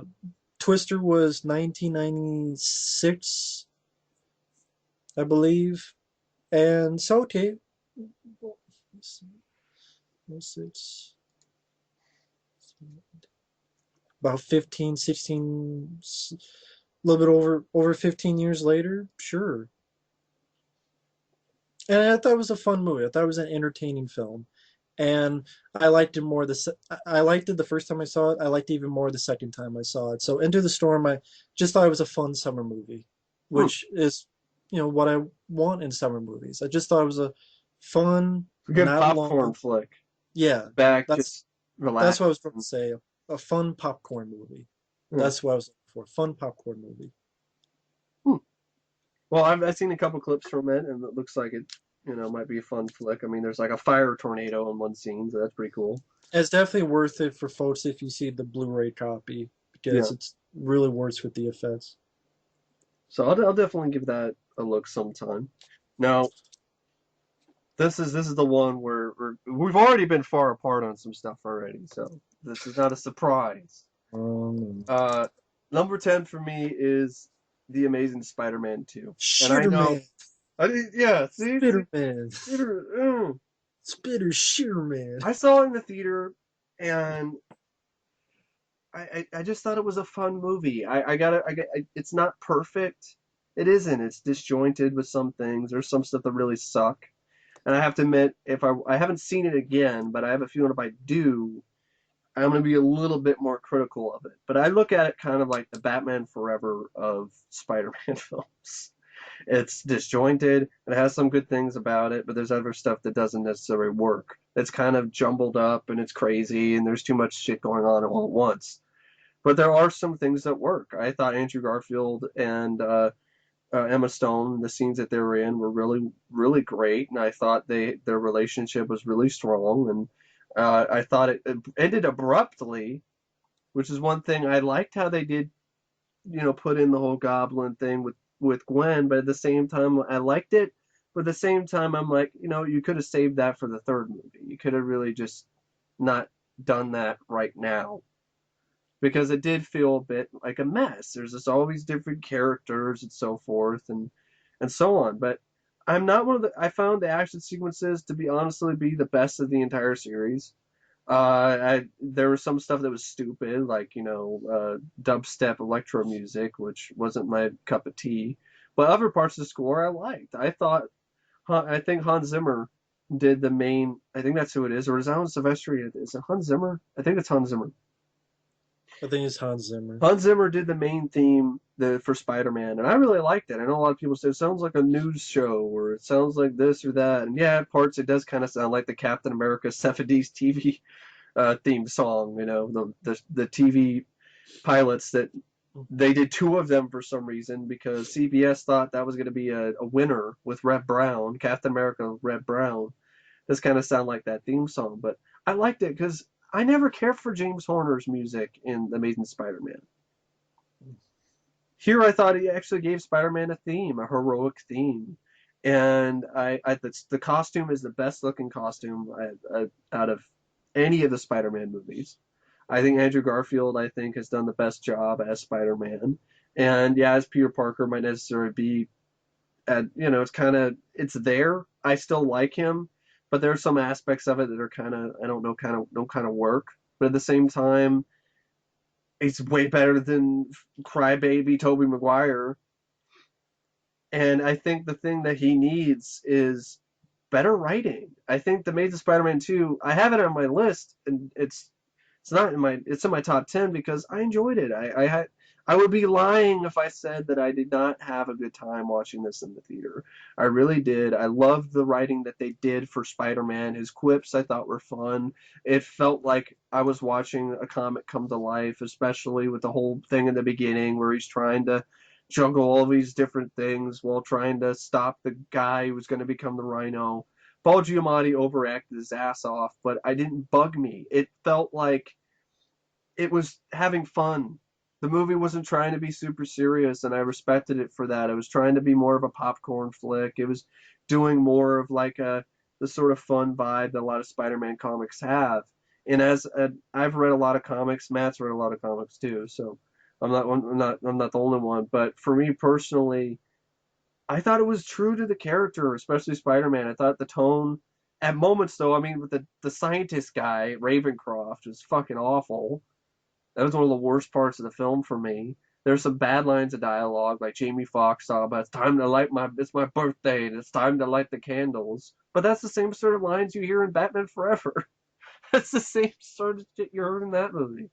And I have to admit, I can watch that film. I can enjoy it for what it is. I never had a big issue with Electro's storyline. I don't understand the bitching and moaning about his motivation. I don't get it personally. If Matt feels differently, that's cool with me. I just Yeah. don't understand because I've read the comic and I know how shitty his motivation is in the first place in the Well, I comic. thought they could do better writing in the movie. Okay, you don't have to follow the I comics if it's know. that shitty, but I I thought the movie was shitty as well. He looks like a goof He troop, does. He and looks he's like, stupid. "Hey, hey, live Spider-Man." He just looks like they ripped off Edward Nigma from Batman They Forever. did. Now that you mentioned Batman Forever, I'm like, They how? did. They already saw this shit with Iron Man But 3 I with like. Guy Pearce, and then again I know. ripping off Batman Forever I Jim know. Carrey, and it's I just know. way too over the It could have top. been You could done have a lot been. better. I have to admit that. It could have been done a lot better, but I liked it for Spider-Man, and I He's think just crazy boy. yeah. He's just a crazy boy. It's definitely a film that I haven't seen again. So it's a movie that I do feel that's how I felt about Batman Forever. When I watched it again, I didn't love it as I much as I did the first time around. But for yeah for me, I felt the film dragged. yeah, I thought there was some really stupid parts when Gwen Stacy died and the fucking web turned into a hand. It's like I you don't have to actually have it turn into a hand to get us to the point that this is an emotional I moment. didn't mind I that thought because the it was girl was a good actress. It doesn't need to turn to a fucking hand as the web to grab yeah. her. I'm like, come on, that's some goofy shit for me I personally. didn't mind that And because it was a homage to the comic. it wasn't in the comic. I read the comic. That hand thing was not in the comic. I even showed you a picture, and you're like, Yeah, "Oh, yeah, it's you're not right. in Yeah, it." yeah, exactly. And I mean, It didn't bug me that much and the because I know the parents, whole movie was not taking yeah. itself super seriously, so it didn't bug me But in that that much. moment, when Gwen Stacy's dead, you don't need to do that. I mean, that's the biggest moments Spider-Man's Yeah, It could as be well as handled better. Like I said, Uncle you Ben's could have death, saved that for the third film instead of just tacking it all adding like in. 50 themes in here, like Yeah, Electro, and then Harry Osborn's dead, I but just yet don't think the I film mean is Norman Osborn's that dead, but yet bad. Harry, That's my thing. I don't yeah. think it's Spider-Man 3 bad. I don't think I don't think some people say Spider-Man 3 is better. I highly disagree with that. Well, I mean, yeah, I would say Spider-Man 3 is the worst. I mean, just the Venom I think for me personally, in name only shit it was alone makes that the entertaining. worst. Was it a great film? How No, dare you? No, I'm just kidding. but Fight, fight, fight. I, I thought it Oh was my an god. entertaining movie. I really liked Andrew. I didn't mind the stuff with his dad. I thought the stuff with the plot Yeah. with his dad, I didn't mind because it was connected to the first film. And I Um, thought that whole shit should have been just ignored, taken out. I just thought it was such I liked boring filler. I didn't think it was that boring to me personally because I was invested in the character and Peter and trying to figure out what's going on with his life and so forth and his past. But that's me personally. I didn't think it was. I felt it. I was genuinely interested in that. I wanted to know what happened. Now, And if they they didn't did really throw go in anywhere. well, yeah, they did, but they cut it out because it was stupid. Because another stupid thing, because the deleted scene was he's still alive, and that would be absolutely retarded, and I would not So they like that. built it up for nothing because they cut out the punchline. Well, the punchline sucked. So, again, so the rest of it sucks. I I mean, didn't think it built it up for nothing because it was Peter's realization of the truth. He what never was the knew the truth? truth. He never knew that his dad was did the whole thing and how how he died. He didn't know any of that. He didn't know anything. He didn't know, and it tied in that his dad is one of the reasons Like why Iron Man 2. he became Spider-Man. Like Iron Man 2 with his dad. Yeah, but The secret of his dad. I mean, I thought it worked better here than it did in Iron Man 2 personally. But I just felt it it didn't wasn't bug needed. me, and But that's fine. See, we don't that's see fun. eye to eye, folks. I'm getting Mike riled up on purpose, folks, just to get some laughs, some fun for you guys, But the and main riled thing, up in a good way. I really liked the Spider-Man in this film, and I think that Yeah. to me went a long way. I think when I watch it again, I'll look at other aspects of it.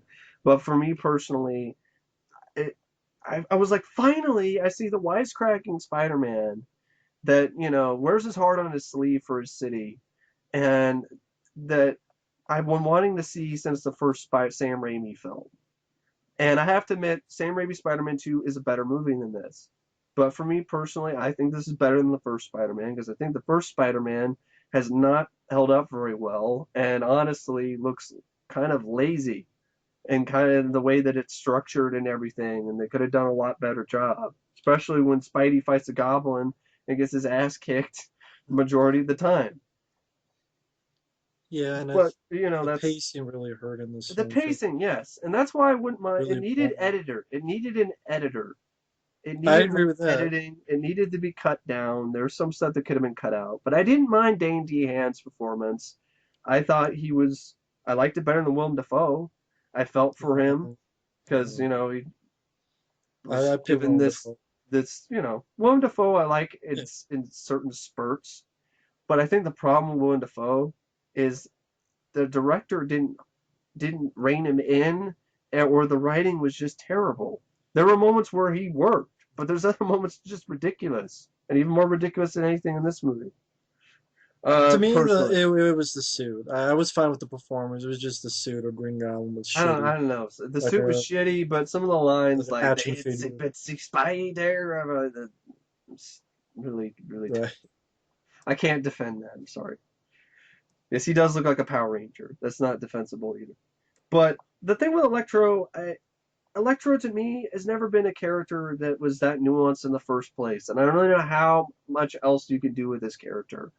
And Well, so, you could have had the same thing, but they just went him so over the top yeah, goofy. I Like think that's the the way he problem. looks and his fucking teeth and his The look, fucking. I don't think it bugged me. I think it's the tone.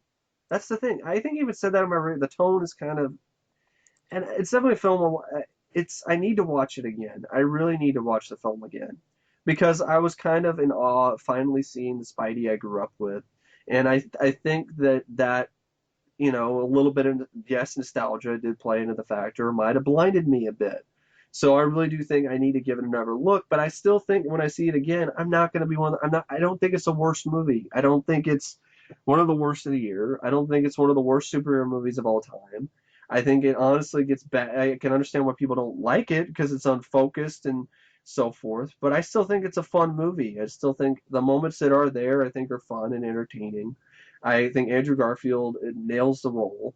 And yes, there are plots that could be cut out and removed or whatever, or things that could be a little bit more focused. Rhino doesn't have any character development, so I didn't care. And his performance is over the top, but so is the cartoon. It kind of felt.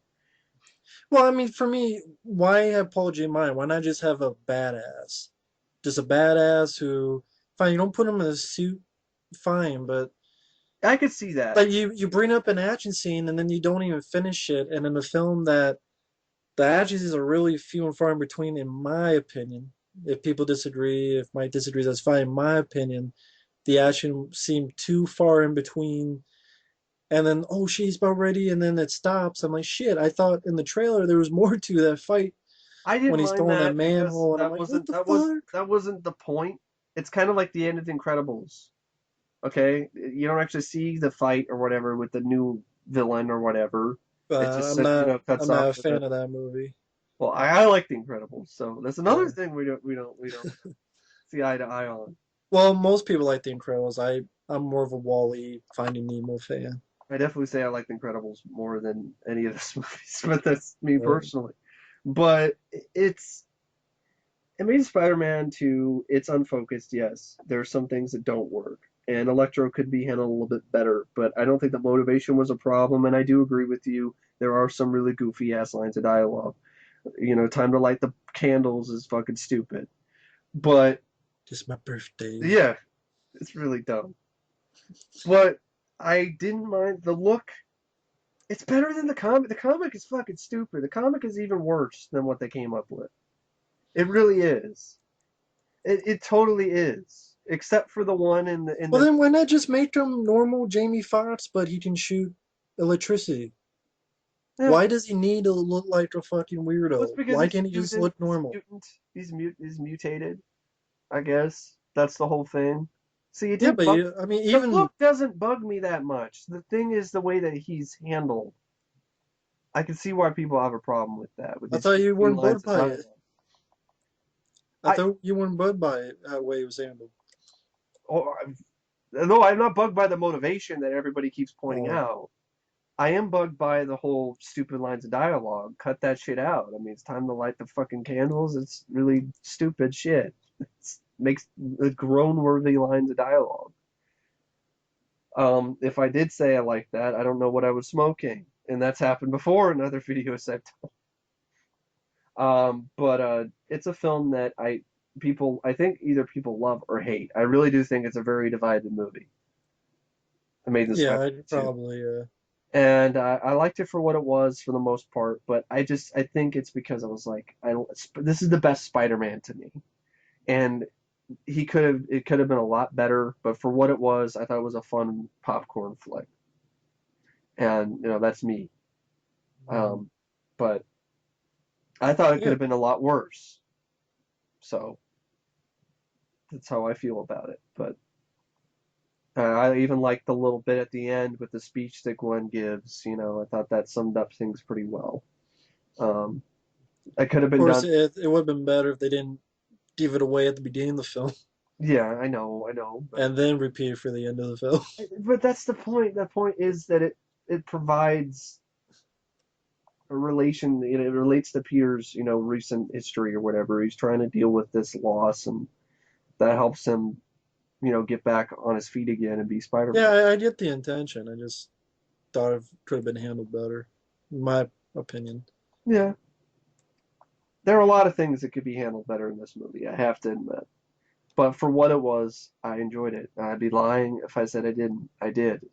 Right. I thought the action sequences were fun, and I thought the lines of dialogue Spidey had were really funny and enjoyable and witty, and it was nice to see that. And it was the best wisecracking Spider-Man I've seen on film. I don't think there's any other Spider-Man movie that comes close. He came across less of a douchebag in this than he did in the first film, in The Amazing Spider-Man. But then more people are still complaining, saying that he was a douchebag in this, and I'm like, it's like you can't win with this Spider-Man. It's supposed to be a wisecrack. Make him a man. Don't make him a teenager with this romance shit. Make him a man. They never did it There are right in more the first problems. place. They never I did it know. right in the first place with him as a teenager yet. That's the thing. They didn't do it right in the Maiden in Sam Raimi's films. Yeah, I know that. So I I, was I fine was with I them was trying to do that again because that's how we started out. And I know it's called Spider-Man, but that's I just like to see a movie where we get to the man part because there's more problems than just the romance, I folks. know, but I like the characters, Gwen Stacy and Gwen Emma Stacy Stone. was well done. I will say Emma, Gwen Emma, Stacy was well Emma done. Stone and Andrew Garfield had great chemistry with each other. And some of the best I've seen since Margot Kidder and Christopher Reeve in the Superman movies. So I like who else can you really say came close? Like I mean the best since then. I mean anybody in Batman movies, anybody in Captain What do you mean, America, like anybody a superhero film with superhero the movie? couple, with the couples, whatever, Lois Lane, Superman, the type. I I'm can't trying think to of think. anybody else. So I honestly thought that that was the best and that I've seen since then. Is it better? No, it's not. That's not what I'm saying. It's not better than Margot Kidder or Christopher Reeve. It's just the best I've seen since then in a superhero film. I'm trying to think what movies did it or tried to do it. I mean, Well, Batman Begins tried to do with Rachel Dawes. It doesn't work for me because that's not. I'm not a fan of those movies either. So, um,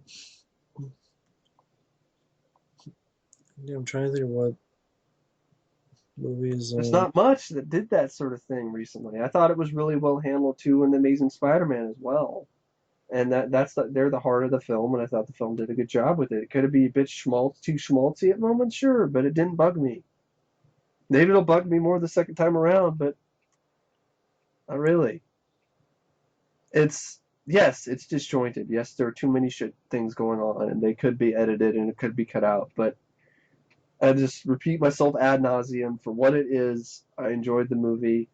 It's flawed, yes, but it. I look at it. It is. It's the Batman Forever, the Spider-Man franchise. It's got its problems, it's got its issues in tone and its story and its villains, but it's entertaining. Well, I mean, films I didn't think were bad, like Incredible Hulk Yeah, the stuff in yeah, even like Hellboy or yeah. I even the can see first that. Ghost Rider. Or, The first Ghost Rider, I would say the it was okay, but I would say the relationship with Peter and Gwen was a lot stronger in these films than it was in Ghost Rider. To me right, personally, but it's just we don't agree. So it's right. just just ramming butting heads over here. It's just I don't really know what to say. That's fine. I like the film. That's Super. fine. A lot of people hate the movie. That's fine with me too. But I've seen a lot of people who like it as well. so but I So enjoyed it. It was the best version of Spider-Man I've seen on film, and I think that might for me went a long way. that's fine. But I say it's fine if for anyone who likes the film, it's fine. A lot of people liked it, and a lot of people did. It is a love and hate type of movie, It's as like you've heard now. it's like this year's Man of Steel. People loved and hated that film too. Yeah, that movie was shit. It did suck. I didn't like it either. Let's see. My number nine is Captain America: Winter Soldier. That was much better than the. I thought it was better than the first Captain America. It was. I thought it was really well directed. I thought Chris Evans did a great job. I thought the action was pretty fun to watch. I thought the plot it was interesting. It was kind of like you took a if a comic book movie met with a Bourne movie, but the fight scenes were actually you could see what's going on. Yeah. Uh, I thought the script was actually pretty decent. Robert Redford, not. Huge fan. I thought he did fine. Samuel L. Jackson did fine. I thought uh, I thought it was really a well done film. I thought it was an entertaining film. I thought it was a film that I didn't really have the biggest hopes for, but it made me really enjoy Chris Evans' Captain America, and I definitely think it's one of the best Marvel films to come out. To be honest, I think for me, it's the best Marvel film since the first Iron Man. For me personally, I thought it was a very well done movie. I agree. It's on my list a little bit higher, so I'm not gonna say Yeah, much else, but I do agree. And actually, I honestly think it's for when I saw it, I actually thought it was better than Iron Man for me personally because of, I'm a huge Captain America fan, so that might be, yeah, I'm biased. but that's my number nine. My number nine is Brick Mansions, film directed. Who directed that? I don't remember who directed it. It's a remake of the film called District B13. B13, and it stars one of the same guys who was in those films, and one of the last films that Paul Paul Walker. Walker did before his tragic death, which still, yeah, it's it already happened. It's been a while, but it still doesn't change the fact that it sucks. It really does. This is Yeah, an actor that I was really, really starting to really, really like. I didn't start out liking Paul Walker that much, so it just he just kept getting better and better as each film went along, and not only as with the films that he did, but as an actor for me personally. And it really it's like he got cut down in his prime, or before he even got to reach his full potential, and that always sucks. Kind of like yeah. how I felt about Brandon Lee. Um, but anyway, Brick Mansion was a lot of fun. I liked it more than District B13. I thought it was a better film. The action sequences in those films were good too, but I liked the ones in this a little bit more. Mainly maybe because Paul Walker. Paul Walker I thought was better than anybody in those other movies. Um, and it was fast paced. It was fun. It had some really good fight choreography. Um, Very entertaining movie, and even the twist at the end I didn't mind. And there was just some really great fight choreography. It's really unique and a lot of fun and a fast pace and very entertaining, very enjoyable movie that I would love to add to my collection sometime because I do have the other District B13 films and some really standout action sequences like Paul Walker beats the crap out of these guys with the steering wheel. I liked. There's one where Paul Walker and this other parkour guy they team up and mess up this one. I think it's the same big guy from Sherlock Holmes, the Huh. big bald guy, Oh, okay. muscle bound guy. And they work together and knock his ass out with a cinder block in a really well choreographed sequence. And overall, yeah, really fun movie. I really enjoyed Brick Mansions. I don't think it deserved it as much crap as it got because a lot of critics didn't like it. Well, I mean, I can talk about that next because that's actually my number eight, Brick Mansions. Oh, Brick Mansions. I think a lot of people didn't like it because it was too similar to District B13 as a remake. There's yeah, a, but I just thought this was done better. I like Paul Walker more than the yeah. guy I felt the same in the way. original movie. Yeah, Uh, I don't know. I thought some of the changes they made in here, I thought was for the better. I enjoyed like the little way Paul Walker's terror is introduced, the first action scene he's in. I thought was well done, yeah. and getting behind the That car was a great way to start the film because right off the bat you're into this fun parkour, really by exciting, David fun Bell. action Yeah, sequence. Yeah, which that was like the original, but there was different tweets in the remake, which I liked for the better. Like for example, jump from one to the other, but there's an explosion behind him, which I don't think that was in the original. yeah. Uh, way Paul Walker's character is introduced is different, but I like the way Paul Walker. I like Paul Walker. I like Mike. Paul Walker was an actor that grew on me. Started really liking him when I saw Too Fast, Too Furious in the theater. For me, it was Fast Five. That's when I really They really started. enjoyed him. Fast Five, Fast Six. Uh, I enjoyed him in this film called Vehicle 19, I believe it's called. Hours. Yes, Hours, definitely great movie. If no one has seen Hours, it's definitely worth a look, especially if you're at all interested in Paul Walker. It's definitely his best performance. And I'd probably say my personal favorite film of his, because it just really showed his acting talent. That was a really good story. Hours, thought it was really criminally underrated because no one ever talks about it. So really shame. Yeah. Uh, I recommend I to still need to Mike. I see that recommend it to too. you. I still need to see I that. I I know. really recommend it to you. I think it'll be a film you really enjoy. Brit Mansions, I thought it was fun. I thought it was entertaining. Yeah, people could complain it's too similar to the original, but I thought the little tweets it had were for the better. I It moved at a fast pace. I thought the action was fun.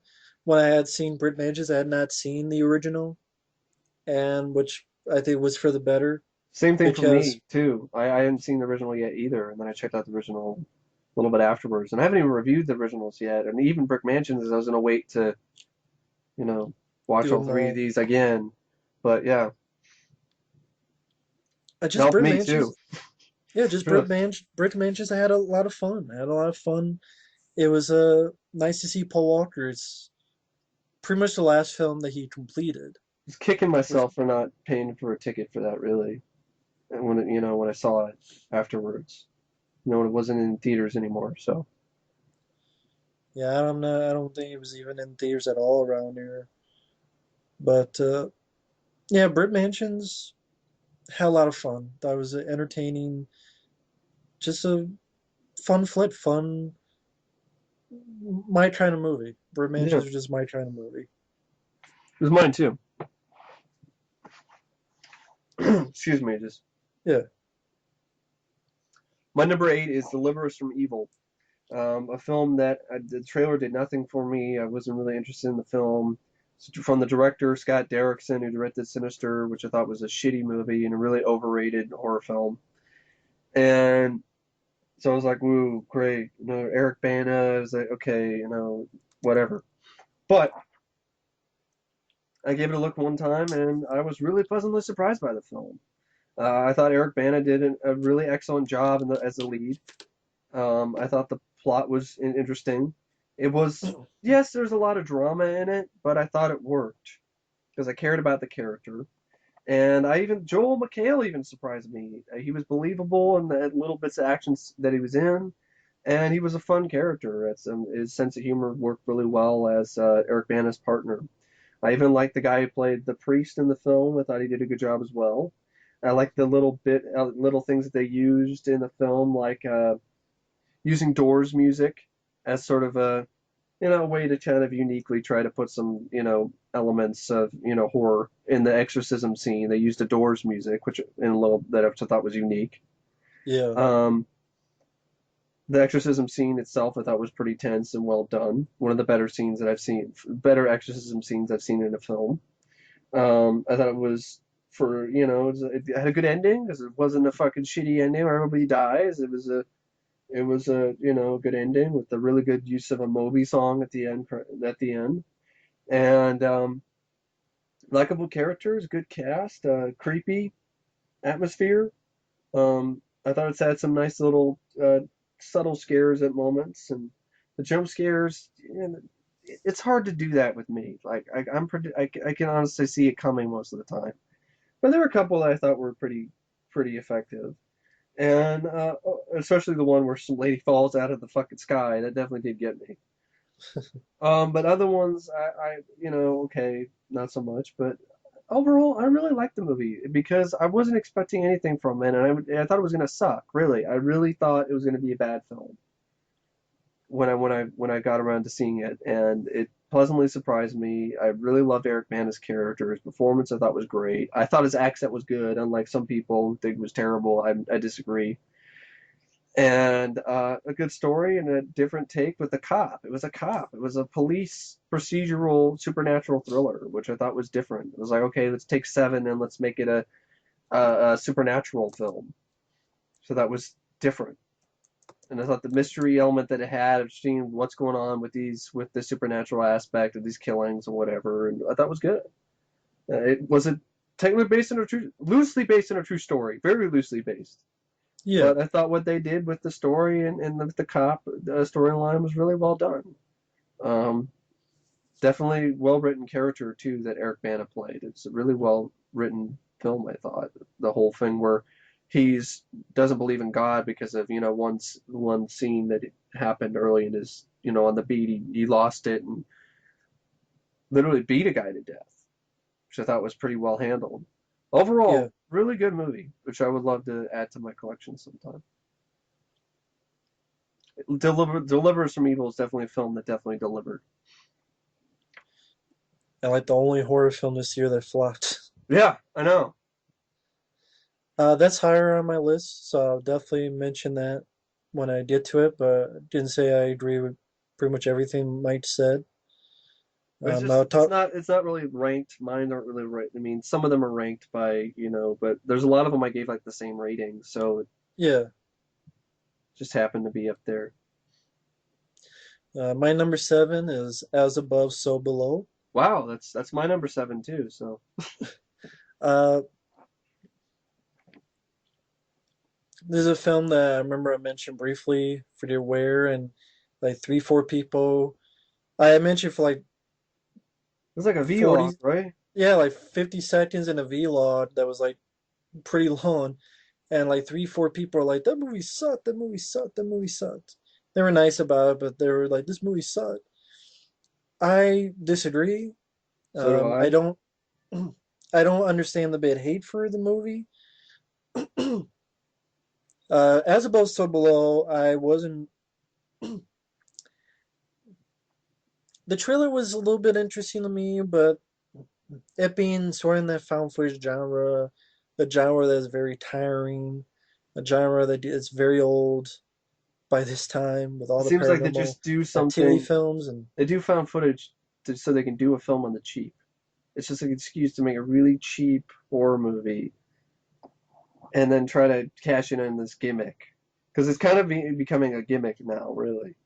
But this is one of the exceptions, though, because they did a lot of good, different stuff with it. Carry I on. thought, yeah, I mean, as above, so below. I liked the film because A, I liked the location in Paris underneath these catacombs, which is a real location. I thought the acting wasn't bad. I don't think there's an actor here that I thought did a bad job. I'm not going to say they were the most three-dimensional characters, but I thought for the film they worked fine. I thought the story, yeah, I'm not the most educated in those was the Philosopher's Stone Yeah. and so all the real ins and outs of that I don't know, but it's kind of a reason why I enjoy films like Indiana Jones or National Treasure or films like Yeah. that because I like that kind of archaeology I do too. adventure Yeah. type of movies. And granted, they could have all their facts wrong, but I'm not going to know it, so it won't bother me. No, it won't bother me either. So I got into the story. I got into them looking for clues, and A leads to B leads to C, and so it leads them to these catacombs. I like the idea that maybe people thought it took too long for it to get to the horror aspect, and then the horror aspect didn't appeal to them. It didn't bother me because I was in for the journey, and I saw it for a second time before I saw this, before I did this podcast, and the film still held up for me. I didn't get bored. I still felt the same way. I really enjoyed it. I like the whole playing with your fears. Uh, is it the first time? No, you could say films like Galaxy of Terror or Event Horizon or other films did that, but I thought it did it well. A guy has burn marks. Later on, you see a burning car, and a really, I thought, pretty well done effect of guy being pulled in and the car sort of imploding on itself. I thought that for a low budget film, that was pretty well done effect. Little stuff like the guy looking down and seeing his brother underneath these rocks in the water. For a found footage movie, I thought it was a pretty well done effect. And then you find out when he was a kid, his brother died drowning and he couldn't save him, so it was guilt. Same with the lead character and her father committing suicide. I thought uh, I liked that aspect. I thought it played off each other well. I liked the other aspect where it seemed like no matter what, they had to keep going down and down to the point where they're in this room where everything was upside down, and even to the point that they have to go down in a way to go up. Like the title really fits as above, so below. The title does fit the film. Unlike 99.9% of found footage movies, I thought it was actually cool that this did not have the typical ending of a found footage movie. That was another aspect that was interesting. And the way the ending played off, I thought was pretty good. It made it refreshing. It made it different from other found footage movies. So I enjoyed As Above, So Below. I don't understand why it's that much hated on. A lot of times it's like people say they hate it, but they don't really explain what it is about that they hate it Yeah, so I much. hear other people say like it's boring, or other people say I was confused, and I'm like, Well, the confused aspect, I never got confused at all. I no, I didn't understood either. anything that was going on. Boring, to each their own. I mean, I feel It's not that long, so I don't really see the boring thing. Maybe well, because like I like said, it was like they thought it was gonna be a horror film, a straight up, not just horror, and then I it was think, something else, and then they didn't like that, yeah. possibly. And I've heard people say the lead they don't like her because it's annoying. I didn't.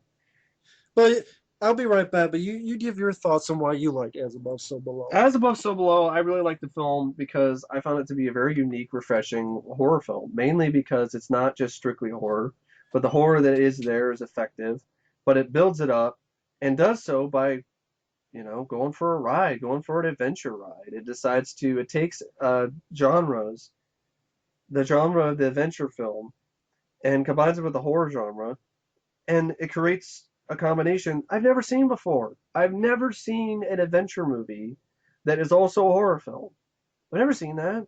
I'm not counting Indiana Jones because there are some horror elements, like Temple of Doom, for instance, or you could maybe make a case for the ending of Raiders of the Lost Ark or the ending of Last Crusade, but I don't really say that those are horror films. This is definitely, as it goes along, it is definitely a horror film, and it's a very clever take on Dante's Inferno. And the whole idea when they keep going down and they go down and they end up in hell, it's their own versions of hell. That's definitely an example, definitely related to Dante's Inferno. And I liked seeing that. And I liked the lead actress. I thought she did a really good job. And I was interested in her plight. I liked the guy who was technically her love interest. I liked him as well. I liked the supporting cast. There's some really effective bits of horror. Some really good. I thought did a really good job with atmosphere. Creepy for a low budget. I mean, they actually shot in the catacombs. This wasn't a set. They actually did shoot in the catacombs in Paris, which is a first and never been done before until um, the people in Paris allowed the filmmakers to shoot in the catacombs for this film, which is another thing that really added a unique flavor to the movie because no other movie had shot in the catacombs before.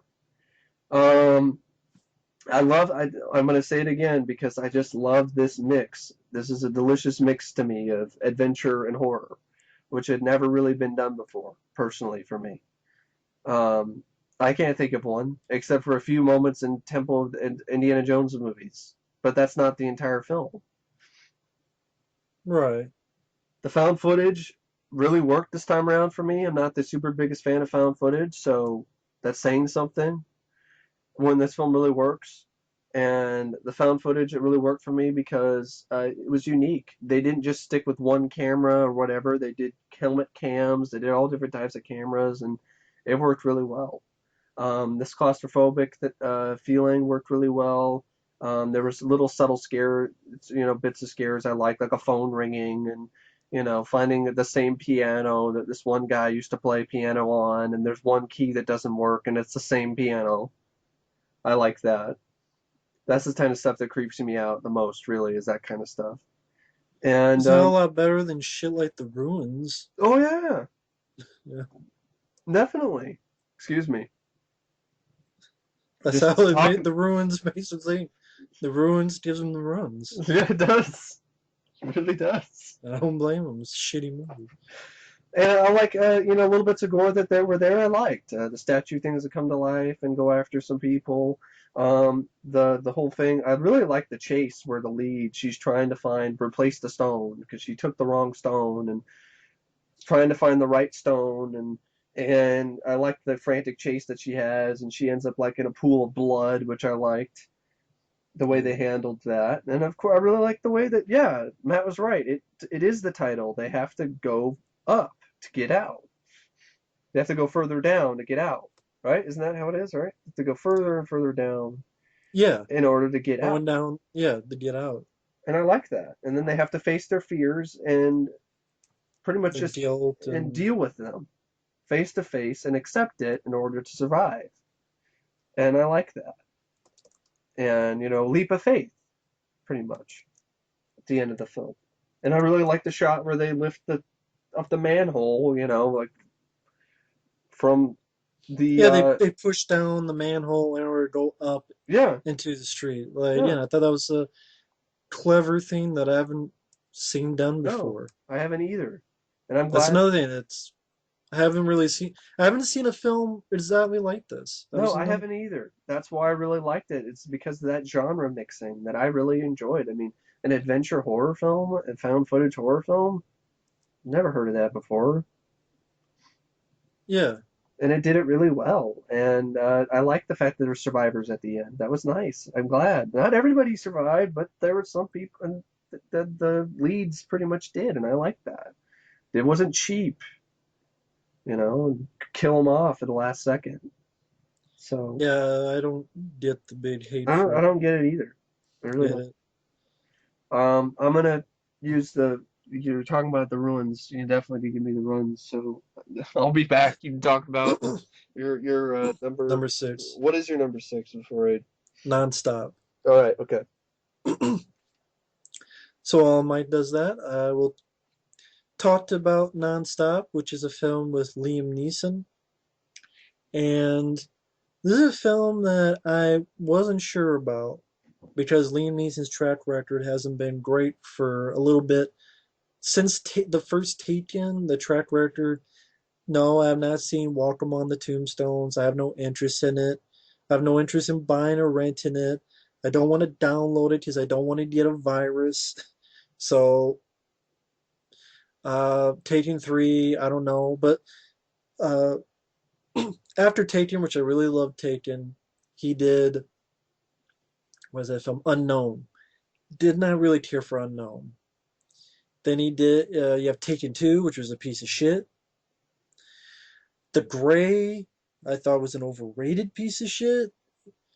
I thought it was a very pretentious fucking movie with an ending, which I know it's an artsy fartsy ending about.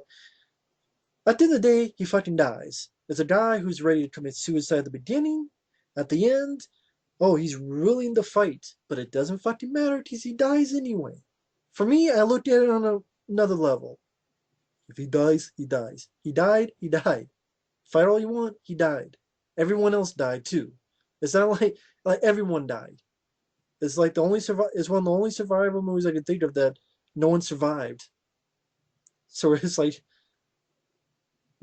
anti-survival movie.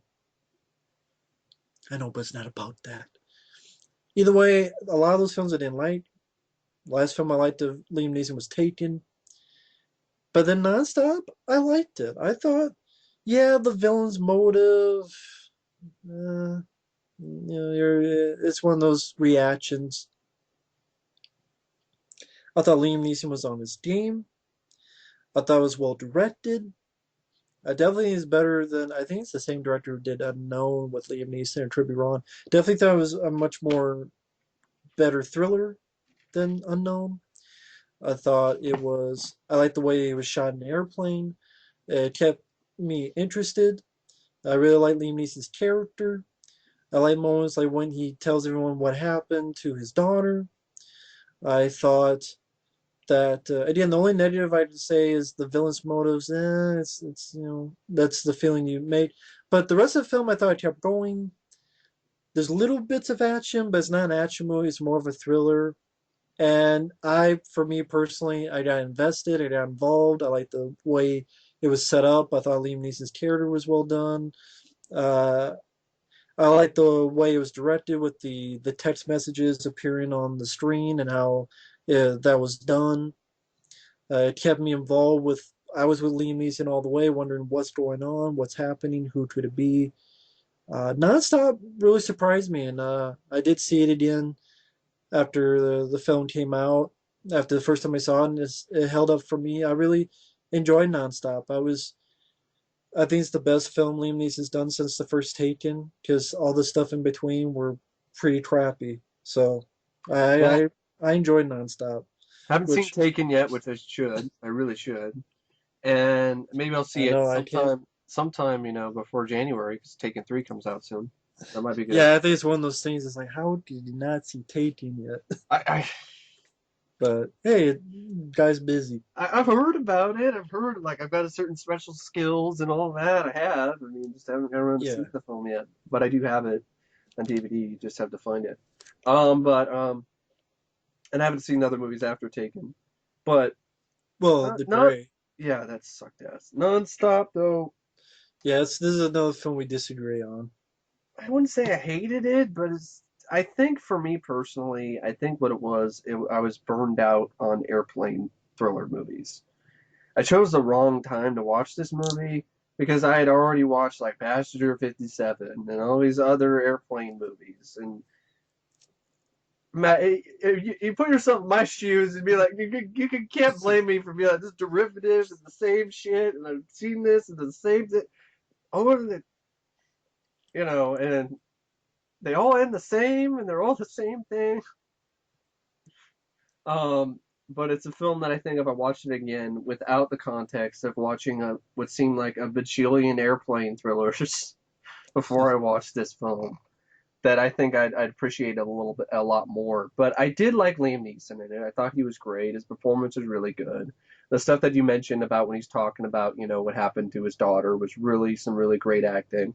And I like the text message stuff, and I I hated the guy's motivation. I thought that was insulting, and that it sucked. I didn't just go, I was like, fuck this fucking shit and sensitive fucking bullshit. And it was stupid. Um, but it saw it so long ago. I don't remember much of it.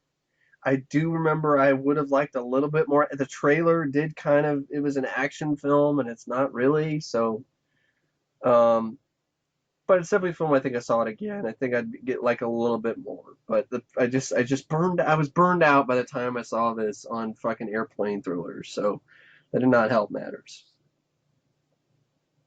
But Right. it's definitely better than The Gray. Oh yeah. Um, But that's my yeah. number six. My number six is, and I really enjoyed this. It's not as high as some of these other ones, but I really did really enjoy this comedy. I just saw it again recently, and I had shared it with my mom, and she also really liked it. She almost was kind of felt guilty about it because she's kind of a prude. But that movie is Neighbors. I was introduced to this by my friend Matt. He saw it and really liked it, and he wanted me to check it out with him. Which I guess a couple people didn't like, which I don't get, but to Yeah, each their own. exactly. But I love this movie. Second time around, it held up even more. I actually liked it even more. It's just I love Seth Rogen's character in this. It's a character I relate to. Uh, he actually prefers Michael Keaton's Batman. I mean that alone sold me on his character. And then the moment where these kids are having this Robert De Niro party and they're not doing it right, they're all starting to act like Al Pacino. Hooah! And Seth Rogen acts the way and says almost the exact same stuff I would in that scenario. I'd be like, that's not even the right. That's Al Pacino. It's not even the right context. That's exactly how I would react to that. So, but I love this couple. I love Rose Byrne and Seth Rogen. I really love the writing. I loved how these characters were a family and they had a baby, and they really did love this kid. I mean, they were good parents. They weren't terrible parents by any means. They just weren't prudes. And I like that. They were fun.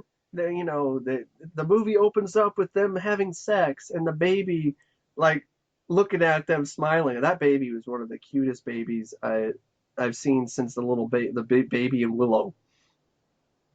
Laura Dannon. Really, really cute baby. And I guess I found out that in the trivia on this film that the baby that wasn't planned, that wasn't scripted, that the baby would keep turning around.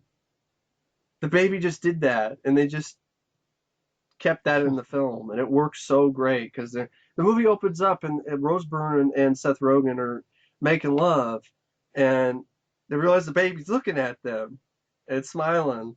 And so, they're like, oh, we should stop this. And then Rose Byrne, of course, is like, no, no, she doesn't know anything. It's okay. It's like, no, it's not. She sees us fucking. She sees us fucking.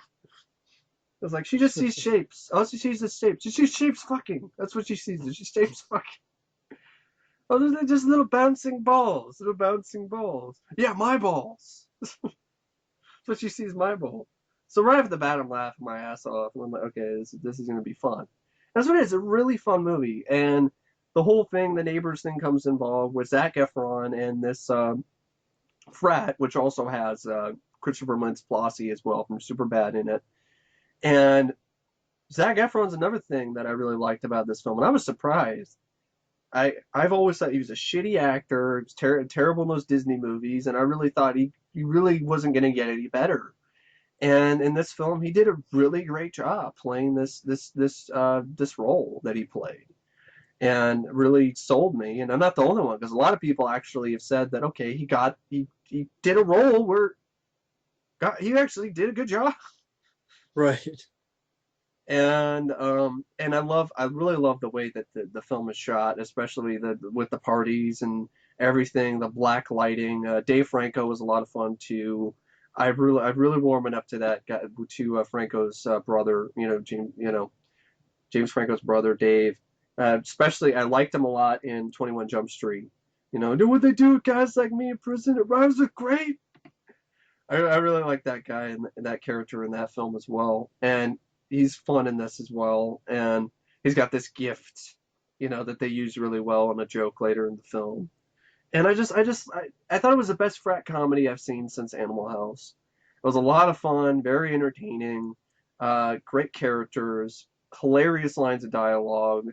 I haven't laughed this hard in a while. Seth Rogen, I love the relationship. I just thought it was unique. I haven't seen a film like this that has the parents that are eccentric, that are out there, that aren't your normal everyday stuffy parents. They smoke pot and they swear. And there's one scene where they're with the little girl and Rose Byrne is talking about dealing with these motherfuckers, and Seth Rogen's like, you ever watch your language around her? Man, I mean, she's this close to her first word being cunt.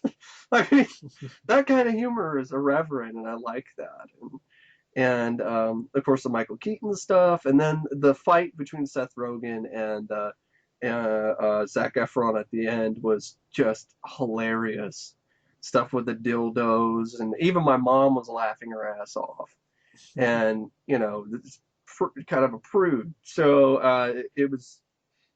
She even said like it was different, but ultimately I got her to say she liked it. So, and I really liked the touch that they had at the end. After they stopped this frat from wreaking havoc, and they get them busted or whatever, so they can move the frat house away from their house. And another thing I like too is the little aspect where they showed that after they get them on probation, they're bored with their lives now. They've gone back to normal, so they want to do something exciting like they did, when they, trying to set up the frat, to get them, thrown out. And I like that, and I also really like the ending where they didn't have to do this, where you get to see after the fact Zac Efron's character, and after he gets thrown away to jail, and you see that he's kind of grown up a little bit, and he's realized that he should have done a little bit more with his life, and he's going to night school and everything. And I thought that was a really, really good touch to to this film that's put it over the top for me because it totally could have not have added that. It could have there's it could totally not have done that, and it did. It went there, and it added a humanity to the film, which I really liked. But yeah, Neighbors I really enjoyed, and I would love to pick this up on DVD or Blu-ray. It's my favorite comedy of this year, and yeah, I really enjoyed the film. It's a really fun movie. Yeah, I mean that one is a bit higher on my list, so I'll mention that when I get to it.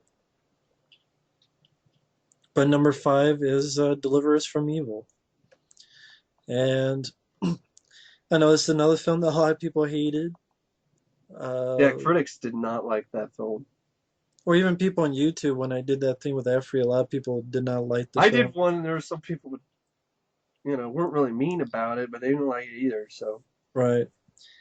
I don't understand. I don't agree, but to each their own. it was like the people say Eric Bana sucked. Like some people I've seen reviews like he was bad and his accent was bad, and to each their own. Well, I don't see what was wrong with his accent. I mean,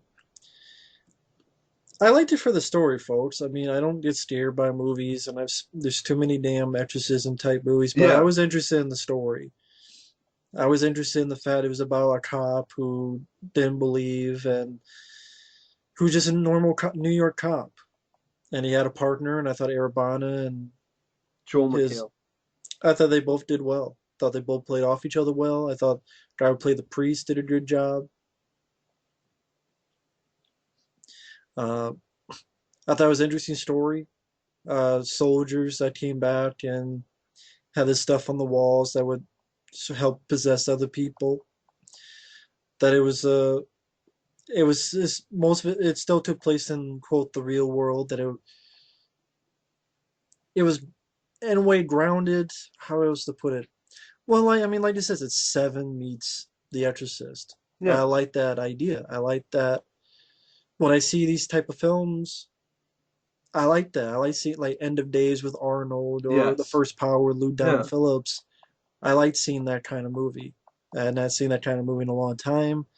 This, Since End of Days, pretty much, is like the last sort of film with the supernatural, devil, whatever elements, satanic elements or whatever with a cop. I think that's like the last I could think of until Deliver Us from Evil, End of Days, yeah, that I can think of. which is another one people don't, a lot of people don't like. Yeah, it's another one I don't really get. I thought the acting was fine. I thought I got invested in the story. I got invested with Erebana's character and his character. I thought his family life was in there just enough. It didn't take over the movie to the point it got too boring. I thought it was in there in the right amount. I thought it had nice images. The cat that's crucified Yeah, in that weird way, and that you know, dead like that that. dead bloated body they find like in the basement somewhere. That was pretty. Right? Didn't they find a dead body in a basement? Anything right? Yeah, they Yeah, find you're like some right. dead bloated body. It was a really good makeup effect and was definitely almost made you want to retch. Really, it was really well done. I thought it had like little tiny bits of humor that humanized the characters, Yes, especially Erebana Joel McHale as and Joe well. McHale. Yeah, he was pretty. He was fun. Uh, I guess originally Joe McHale's character was supposed to live at the end, but then uh, I guess they wanted to ratchet up the drama a bit for the villain. But Joe McHale's character was supposed to live at the end Hmm, originally. that would help. I still really like the movie. It's just that's kind of I really think he needed to die, but But I thought the exorcism scene was well done. I thought it had some nice effects work. I thought it had a nice usage of the Doors music. the actor I too, who's possessed, did a really good job performance wise. Didn't seem ridiculous. And there's so many exorcism movies where it it could be it laughable. was really laughable, and this wasn't one of them for me personally. know a lot of people say it's cliche movie, but I thought it worked fine in this movie. If you want to say cliche, I thought whatever cliches that people complain about, I thought it worked fine. It's not like I Yeah, don't say it was scary. Films no. don't scare me nowadays, folks. But I got into the story. I got into Erebana. His like Mike was talking about his backstory about the guy who killed kids and why he was hearing these noise of children. It was because of that day. Static. It was because that day a cop had a walkie-talkie. I like that bit. I like they had almost like a gift. That he could hear things, yeah, that other people can't. Yeah, that was nice. That was a nice touch, yeah. And I just got into the character Erebana. I thought he did a really good job. The acting I thought was fine. I thought the movie. I liked the way the film was shot. Film was shot kind of like film like Seven would, sort of Yeah. that takes place in the. It was R rated. It didn't. The score was well done. I liked that piece of music at the end by Moby. It didn't end in a stupid way. And I don't really see the big deal, the big problem. I I wasn't expecting it to be It's mind-bending another and exorcist. original. It's another exorcism movie. Like what else is there? Really? There isn't. There isn't anything. So adding the cop element was something different enough for me to not really focus too much on the cliches.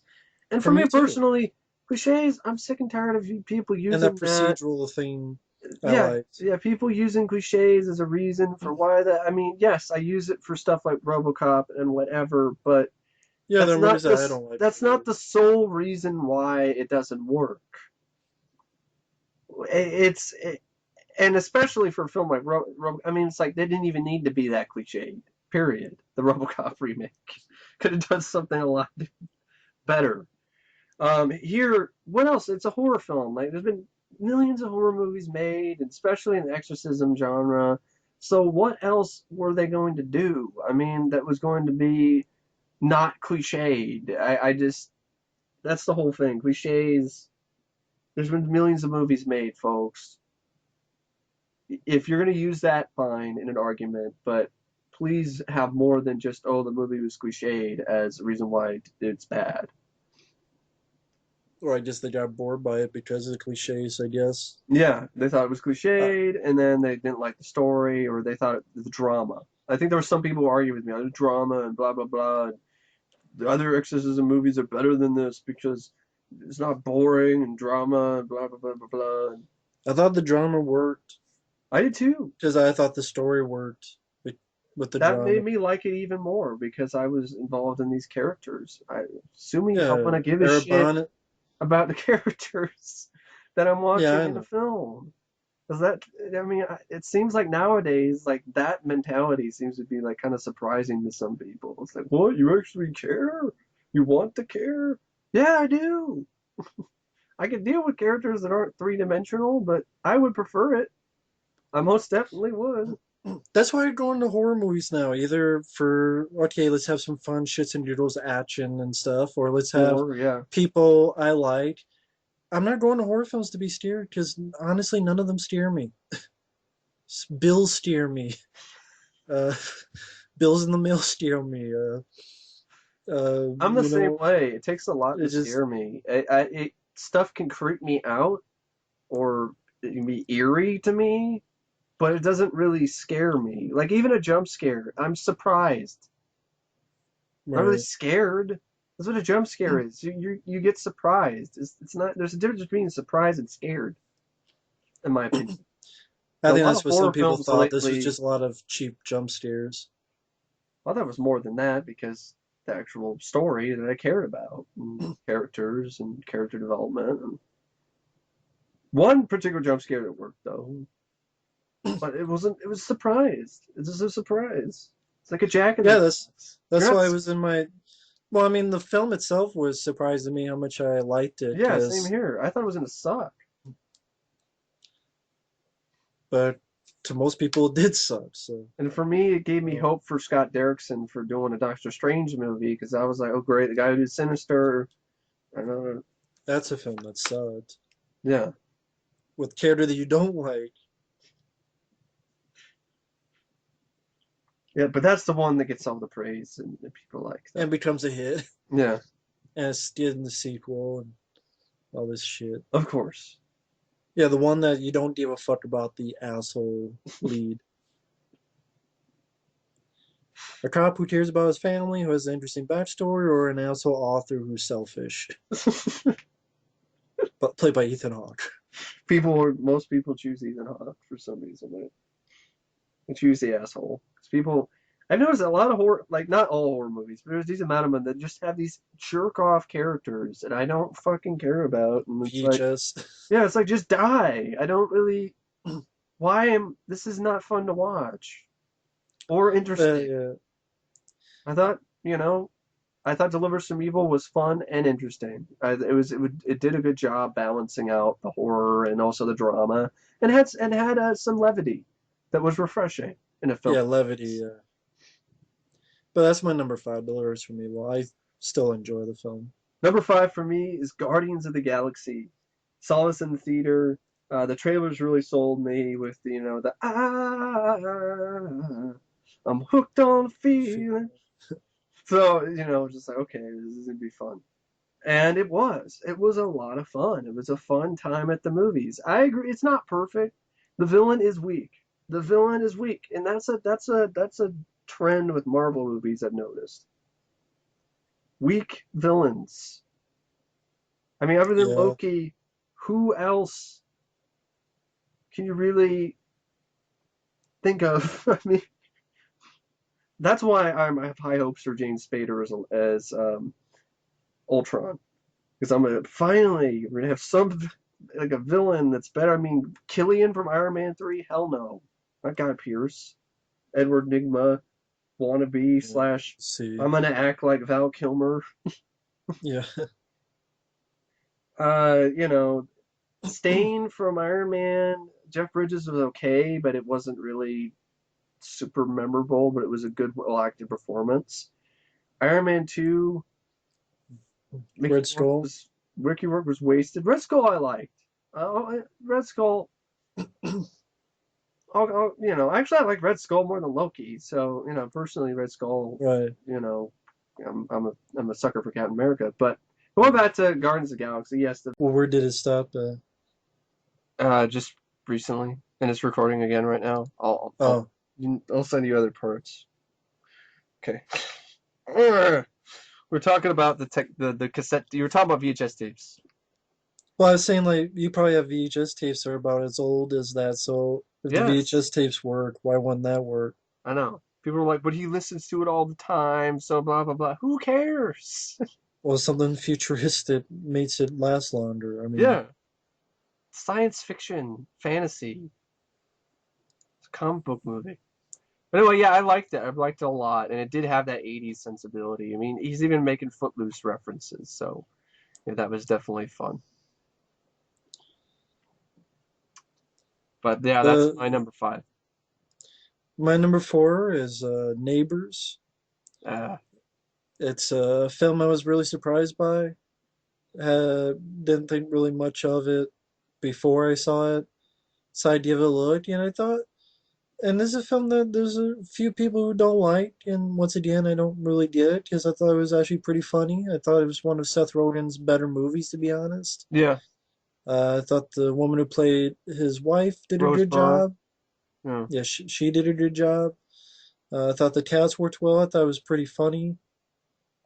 I did think the fight was pretty funny. Trying to hit him and accidentally smack himself on the ceiling fan. And then how he says it too, he's like, I'm Batman. Yeah, The and I thought airbag stuff was clever too.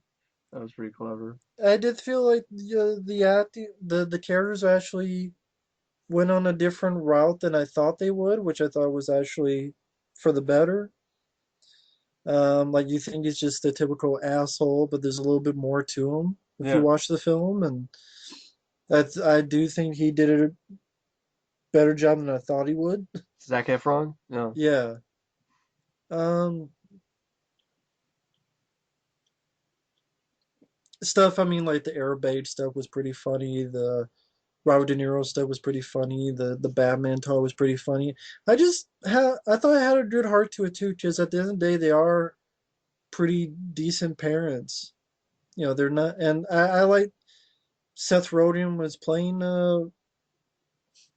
kind of a not really as this, I would say not really the same character as other films, because usually he's just I don't know what to say, but you only have like one little reference to weed, but it wasn't like all about weed, or it Yeah, yeah. wasn't like knocked up that you're like, oh, you know, he's a kid that needs to grow up. It's some sort of knowing he's a grown up at the same time.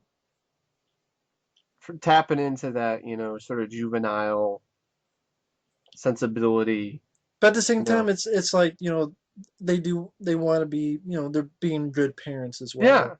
And that's what really came across to me too. I mean, they're different. I mean, at the end of the film, they're doing a calendar with their baby and dressing her up as Walter White from Breaking Breaking Bad. Bad. I mean, this is the kind of stuff that a lot of other parents would be like, "Oh my God, that's offensive." But these, they walk on a different path, and But at the same time, it's a nice message where it's like you know, they just want to be with their kid. They don't need to do wild stuff. They just yeah, want to be with their kid. I thought nice little messages there. That's what I mean. I think it has a nice little heart underneath, as well as some pretty yeah. funny dads. I mean, I thought this handled it better with those kind of dads than say Dumb and Dumber 2. Oh, definitely. I thought this actually had some pretty funny writing, and director. Even Lisa Kudrow has had a fun cameo as the principal of the dean of the college. Yeah, and I thought Dave Franco, I believe Yeah, his name. I thought yeah, he was pretty funny as well, and I thought it was just a funny it was nice movie. to see It's Ike Barinholtz too in another film. Ike Barinholtz from Mad TV as a oh, friend of oh yeah, Seth Rogen. And I had fun with the whole thing. Just talking about, there's this new thing like, Tinder or whatever. There's this new thing. You find that you just find somebody who's horny, and then you go in, and it's like, well, mostly guys, but it's like, what? And then the whole thing where he's doing these impersonations to get people to go to the party at the end. I thought it was pretty funny. But yeah, it was just the couple. That's what really sold me was Rose Byrne and Seth Rogen. Were a couple that they love each other, and they love their child, but they want to be themselves. And there was even an argument that they have, which really solidified this argument in the film. The whole point of the movie is just, even if you're a parent, don't change who you are. And that's what happened in the film. Like, they got in an argument where Seth Rogen was like, "I'm the Kevin James. You don't need to be the Kevin James. There's only one Kevin James. You need to be more responsible." right. And then they get in this stupid fight, and then she leaves and goes to the. And I also like the little bit of commentary that a little bit from Zac Efron, and Dave Franco's almost like, "Man, I don't know, I feel a bit good about this, man. I mean, it's a married couple and they get divorced. I mean, are we taking this too far?" It's like, I find this hilarious because my parents love me. And then of course, then you go to the whole thing where Seth Rogen goes back to it, where his wife is staying at her friend's, and they make up, and it shows you these stupid petty fights the couples have all the time and how stupid they are, and shows that you should just be who you are and not change, whether or not you have a kid or not. As long as you're still a good parent. You can Yeah, be wild and crazy and swear or whatever. Or they're just words. I mean, it's not like really that awful. Like your ears are gonna explode if somebody says the F word. I mean, it's like, yeah, and I like that, and I like that the film actually dealt with that. Because how often in a film do you see with parents like that? I don't really think of a movie that has parents that are like the parents in this film. So it was nice to see, and yeah, really surprised me because I'm glad you pointed. that one out to me because I wouldn't have checked it out. Trailer didn't do much for me. Yeah. Yeah, a lot of fun. So what's their number My 4? number four is Captain America: The Winter Soldier. Saw this in the theater, and this was I just loved this movie. It was I still haven't reviewed it yet because I was waiting to watch the first film again and then review it again. And I'll eventually do that along with all the other Cap. You know why not? I might as well. All the other Captain America movies. But Winter Soldier, you want to talk about a witty script. You want to talk about a script that does a really good job with, the meta stuff. I thought Captain America Winter Soldier was one of those where you even had references to the 1990 Captain America movie. The whole thing where it was like, I feel a bit sick or whatever. It was like I'm gonna go steal a car or whatever or something like that. They actually do reference the 1990 Captain America film on a little joke with the whole thing. I'm gonna go. I feel sick or whatever. And Now, was that on purpose or is that just a I coincidence? think that I think that might have been on purpose because there was more than one sort of meta thing like that in this. Like the whole Okay. stuff where, Steve in the beginning of the film has a list of things that he should watch, that he needs to do, movies that he needs to see. They should What? say, put Captain America 1990 and it was like a film made about him and he watches it. It's like, that's not what I do. I wouldn't steal a car. That would I be. wouldn't do that. Red Skull wasn't like that. Let's go was it Italian? Yeah, he wasn't like that. That didn't happen. that Like, like the movie does exist in his world, but it was a shitty that movie. would be funny. That would be a good meta reference. It's like, But yeah, what's with the rubber ears? I don't have rubber ears. Actually, don't. yeah, but there was a lot of, the fun stuff, like the list of stuff that he needs to watch, that was pretty fun, pretty clever. I really like the supporting cat. I mean, is it, what's his name? Anthony Mackie. Anthony Mackie, I really loved as Falcon. Yeah, he It was, was it really was a good. character I was kind of iffy about because Falcon was kind of a lame character in the comics, and they did a good update with him. He had great Yeah, chemistry. He was a likable character, and held his own, and really some really fun action sequences in the film.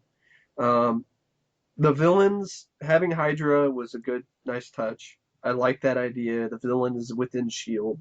That was pretty well done. Sam Jackson was good as usual. Um, I like the little bit of backstory they give to Black Widow's character. I like that. That was nice to see a little bit more about her history and her past and so forth. There are moments where there's some moments where it doesn't have action, but it's still engaging because it's really well written. I like the stuff with from the Bucky. directors of You, Me, and Dupree. I know. That's why I was iffy. So was I. I was I was making apprehensive. fun of it when we were talking about Yeah, it I was extremely before the film came out. I was apprehensive. like, look who's directing it. You, Me, and Dupree. I mean, and that this is proof. Definitely surprising. Yeah, you wouldn't expect it from You, Me, and Dupree. No, Not and at all. that this is proof that I should not really judge directors before they get a chance, I guess. Well, unless RoboCop or Oh yeah. Expendables 3 Well, they or didn't have any hope anyway. That like the studio was just in those films as asses from the beginning and didn't let them do anything. even Expendables 3. Probably, I guarantee all the I don't think Patrick Hughes directed that by himself. I think Stallone and all those other action heroes were pulling the strings from the very beginning, just telling him what to do. Yes. I can totally see Slides be like, you do this, you do that. I don't want. But that's a whole nother story. But Winter Soldier, some really exciting action sequences. Really fun a fight in the beginning between Cap and Batroc, who is actually George St. Pierre, I think, is an actual UFC fighter. Um, and some of the action scenes, there's a bit too much shaky cam, but that's one little problem I have with it. But it doesn't bother me too much. The CGI I thought was really impressive for the most part, especially on the helicarriers, which is a name for the carriers at the shield carriers at the end of the film. First action scene with Cap was pretty badass. Yeah, it was. Shield and all that Yeah, stuff. that was awesome. And especially the one where he fights Crossbones and these other guys in the elevator was really a badass moment. Oh, Frank Grillo, yeah. Frank Grillo, and I Before liked him Fast. too.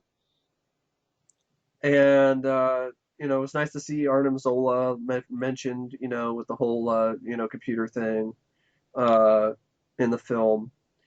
The really exciting car chase with Sam Jackson, that was Yeah. fun. Um, Bucky, Winter Soldier, great character, good performance too by Sebastian. You mean the new Captain America? Soon. Fucking Civil War.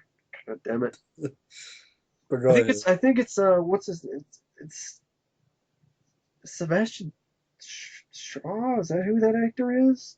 No, that's a different. Who plays Isn't that a Bucky? character in X-Men or something? Yeah, that is actually. I think that's the guy who runs that Hellfire Club. I think Yeah. Sebastian Stan. I think is that who it is? I'll just look it up. Yeah. Sebastian Stan. Okay, I think he did a really good job as Winter Soldier, Yeah, and yeah, it's a yeah, because he was in character. the first movie as And they well. did a good job with the story Winter Soldier and really did a great job making you really feel really, really bad for this guy. That he just was pretty much brainwashed and turned into this soldier, against his will type deal. And it was the film ended really well, I thought, with the whole sort of coming full circle. He's back home. His Oh, that's who memories he are back. is. That Sebastian Stan, that's the asshole in Yeah, Hot Hot Tub Tub Time Time Yeah, he Machine. is. I know, it is. Who The kept they did Rocky Four and Red Dawn It had like a Rambo stuff. 3 poster on his wall when they were like, the film took Yeah. place in, it's not in 88. But yeah, I know, Which Rambo 3 came out? 88, but the 88. film didn't, when they were back in time, it wasn't 88. It was a different era. It was a different year, Oh, which is, anyway. but anyway, I Yeah, just it's true. recognize that. But yeah, I know, it's surprising, right? The same guy, showed he's a multifaceted actor. Yeah, Captain America: Winter Soldier. I think it honestly. I like Iron Man, but I think this has a stronger villain. I think it has a more engaging plot. It's Iron Man's very a lot of fun to watch, but this is the film where it's gritty, but it's not too gritty that it's boring. I think this is Marvel's answer to Christopher Nolan and the whole popular, stuff with his Batman movies, and I think it's better than all three of them, any of them, honestly. And I like the first. I like Batman Begins now and The Dark Knight, and I think Winter Soldier is better than all of them. Sue me. Yeah.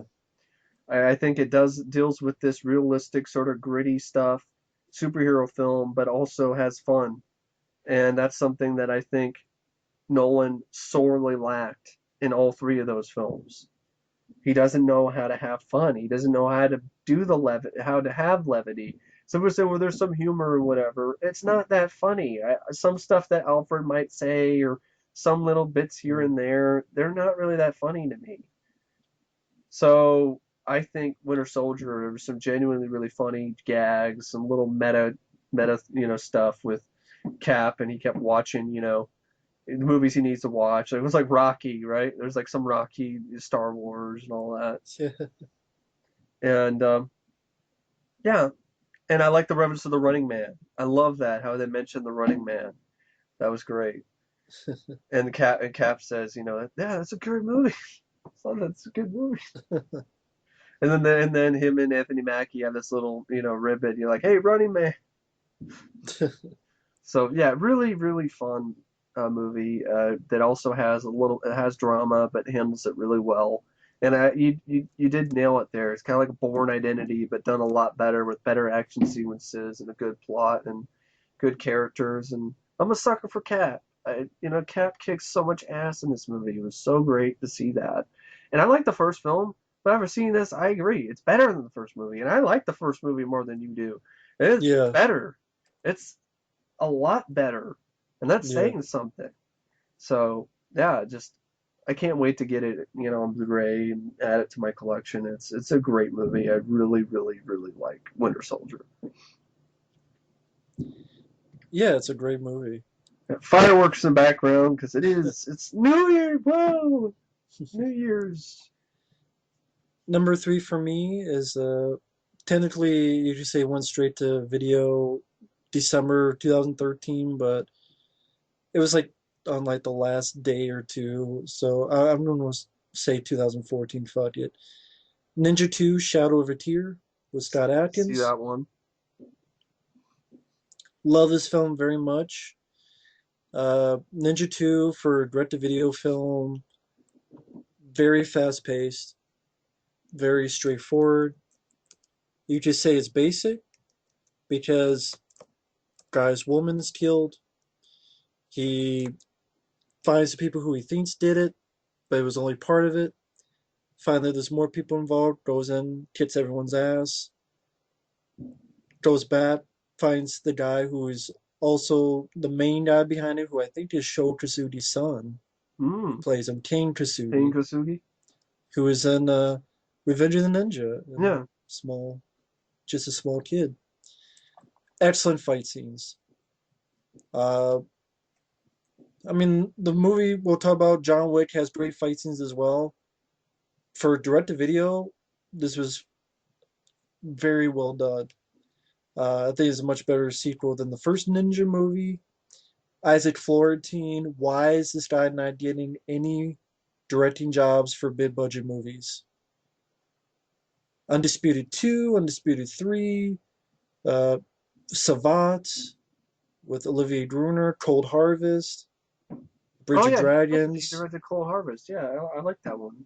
A post-apocalyptic Western, Gary with Daniels. Gary Daniels, and then he did Bridge of Dragons with I Dolph like that Lundgren. one. It has some good fight choreography in it as well. Carry Hiroki Tagawa. Cary Hiroyuki Tagawa. He does What he really good. said. I can't. He does really good action. I mean, Undisputed 2 and 3 I thought were really good. With Michael Jai White and Oh yeah, Undisputed 2 and Scott Adkins. choreography in those are just And amazing. this one, it has fantastic, lots of action, lots of fights, excellent choreographed fights. If you're missing 80s style, old school action fight scenes, this is definitely a must see. I think it did a fantastic job with that. Better than anything I've seen in theaters or stuff like that. And that type of 80s style, I mean, there's another film which is my number one, which did that as well. But It's a lot better than stuff like Ninja Assassin, which actually got released in theaters. yeah, which actually I don't mind Ninja Assassin, but I will say Ninja 2 is a better movie. And I think because the first film didn't get in the theaters, so Ninja 2 unfortunately went that route.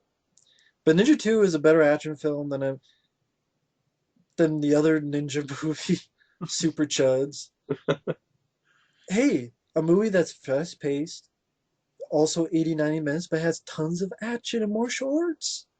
How And a would we get ninja movie. How would we get Isaac Excellent. Florentine to do a Ninja Turtles movie? No, we got the I guy who wish. directed Earth to Echo to do the sequel, which was basically a kids movie, like a Oh, the really, really sequel, yeah. yeah, Earth to Echo doing the new Ninja Turtles too. Yeah, Well, because they don't want martial arts. They're fucking. They don't do martial arts, so why do you need that? I know, but it's frustrating because they're like, I know it's frustrating. I mean, Isaac Florentine, you watch him, see what he could do on a low budget, he would be at fantastic. least he's getting work in independent films. I Can't say know, the but same for people like Michael Davis, who never got another chance again in anything, no, I direct to agree with you. video Michael or Davis. otherwise. I agree with you about Michael Davis. Yeah, it's just You that would this think he'd at guy. least get a direct to video job, Michael Davis, direct to video Who knows? action. Maybe it's his choice as well. It could be, and that Maybe he's pissed that it flopped as well. yeah, I would be pissed too. Be like, well, no, fuck, this is a good movie. Why? Yeah. I'm like, I don't blame you. But Ninja 2, I thought was a great, just a kick-ass, lots of fights, well done action, well done choreography, well done fight scenes. Ninja 2 was just an awesome 80s style movie where you have a basic plot, go from A to B to C. Scott Adkins does a great job in his martial arts. Not that bad of an actor as well in the movie, to be honest. Not that bad of an actor. I got a question. Yeah, How do you think he could, like, if they did a Batman movie and they weren't going for a guy who's like an established actor, do you think Scott Adkins could pull something like that off? Because Batman is a martial artist, and I still have yet to see, except for some scenes in Batman Forever where you actually had somebody who could actually do martial arts. I'd have to see it first, Yeah, but I wouldn't be against it. But I'd have to see it first, but I wouldn't be against it. But yeah, I mean, Ninja 2 was just a great, fun, sounds like it. badass I want to see movie. it. Like I'm already like, yeah, yeah, yeah. It just, Sold me it's on the film. I just haven't seen the first film yet, so I was kind of waiting to get the first film or watch the first movie, then just I would say the first film I was only kind of met on. Like the first film I was kind of I thought this was a much big improvement over the first film. it kind of looks Just like a Ninja Gaiden. I thought it was Ninja Gaiden, yeah, the first film. the first Ninja I thought was okay. This one I thought was a big improvement. But yeah, that's my thoughts. Ninja 2 Shower Tear. I thought it was a badass movie. Sounds badass. I don't want to go into too much spoilers so that Mike can see it, but I thought it was really good. Does it sounds really good. My But number feel three, yeah, my number and three. keep Go going. ahead. I'll be right back. My number three is a film called Nightcrawler. It's a movie that I was interested in from the trailer, and it's from the stars Jake Gyllenhaal, Rene Russo, and it's a drama thriller, and it's written and directed by a first timer, Dan Gilroy, who wrote and directed this film, and he did an amazing job. And this has gotten critical acclaim, and I think the film definitely deserves it. And this is a guy who I hope he should. I don't see any reason why he should not be getting more jobs after this. Jake Gyllenhaal does an absolutely spectacular performance in this film as a sociopath. It is the best performance I've seen of a sociopath on film. He's charming, he's witty, he's somebody who you're drawn to this guy. You're just drawn to this guy. You know he's an asshole. You know he's a sociopath, but you're drawn to him, and that's what a lot of sociopaths are. They're very charming and very, you know, I'm trying to think of the right word. They're very assuring. And Jake Gyllenhaal is definitely one of those. His character is definitely one of those characters. I really like the fact that it focused on something that I don't remember ever seeing very many films focused on: the Nightcrawlers, which are these guys, the news guys, these news crew guys who go in at night and they try to find footage for the local news. And the Nightcrawler is a slang term for these people. And Jake Gyllenhaal's character, I like how the film starts off right off the bat as a character you can't trust. You're okay, he's stealing things, and okay, this guy is completely out there. And I like the fact that it does that. I mean, it's yes, Yeah. it's a film about a sociopath. Okay. He's your lead. Starts off right off the bat, and he's stealing fences and stuff, and trying to sell it to uh, a uh, a a construction site to get some money, and he's trying to ask the guy for a job, and like my motto is, got to make enough money to pay for the ticket, for a lottery ticket type thing, and he's asking the guy for a job, and the guy's like, no, it's like, why would you hire me? Because you're a thief, but he's taking his money. And it already right off the bat establishes this sort of fine line, this it built of these outskirts of the law, and the film keeps on going, along these outskirts. And he pretty much so the film goes along, and he becomes a night crawler, and he starts off kind of, struggling with getting the footage, and meets up with Bill Paxton, who's a lot of fun in this, the little bit that he has. There's one, tries to get once Jake Gyllenhaal becomes successful with this after he teams up with another guy who's homeless and wanted some money, and so he becomes his understudy and drives around for him, and he ends up selling his footage to a news station in LA, and he meets up with Rene Russo, who does a really good job acting in this as well. And he starts a relationship with her, exclusive relationship where he sells her his footage. And he starts to become really more famous, shooting more and more footage. He gets more and more money, buys a fancy car, and Bill Paxton tries to get him to join his team and get on, so because he has this idea he's going to have two trucks instead of one, and he pretty much buffs him off. And so Bill Paxton calls him a fucking twerp, which is funny. And he's a sociopath, so he realizes he's competition. So he pretty much what he does is he sabotages Bill Paxton's van, and it crashes. But he doesn't die; he just gets hurt. They don't establish that he dies; he just gets hurt. And Bill Paxton's character. And then as the film goes along, he eventually, Jake Gyllenhaal, runs into this golden opportunity because he sabotaged the van because he lost a job because Bill Paxton got there before he did, and he ends up afterwards. He needs a story, otherwise, he's going to lose this sort of relationship that he has with this news station, which he's blackmailing Rene Russo pretty much in a very uncomfortable, tense, well acted sequence at dinner. He pretty much blackmails Rene Russo, to be his girlfriend and to also, still work with him and pay him more money, pretty much. And you're like, wow, and he's able to get away with it because he knows that she hasn't really stayed at many stations very long. So he knows that she's coming up on that point where she's going to get let go or whatever, and he's manipulating her like a lot of sociopaths do. They puppet, they're puppeteers.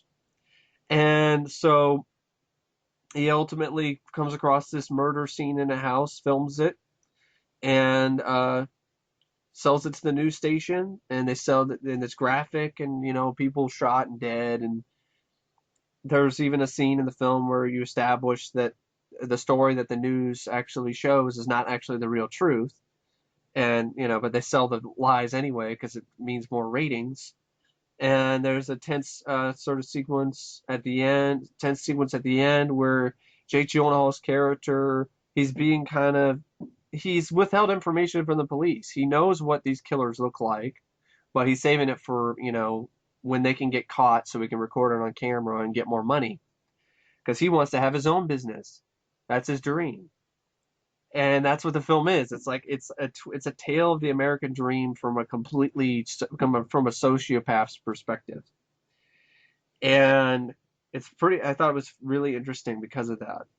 And he ends up manipulating things, and he ends up ultimately getting it. He ultimately gets that American dream, gets those two vans, and gets away with all of this, even though there's a police officer who knows that he did it. She sees right through his bullshit, but there's nothing she can do because she can't pin him on anything. And so ultimately, he has his own business, and that's how the film ends. And I know some people, it's not a film that's for everybody, but I like that it went there.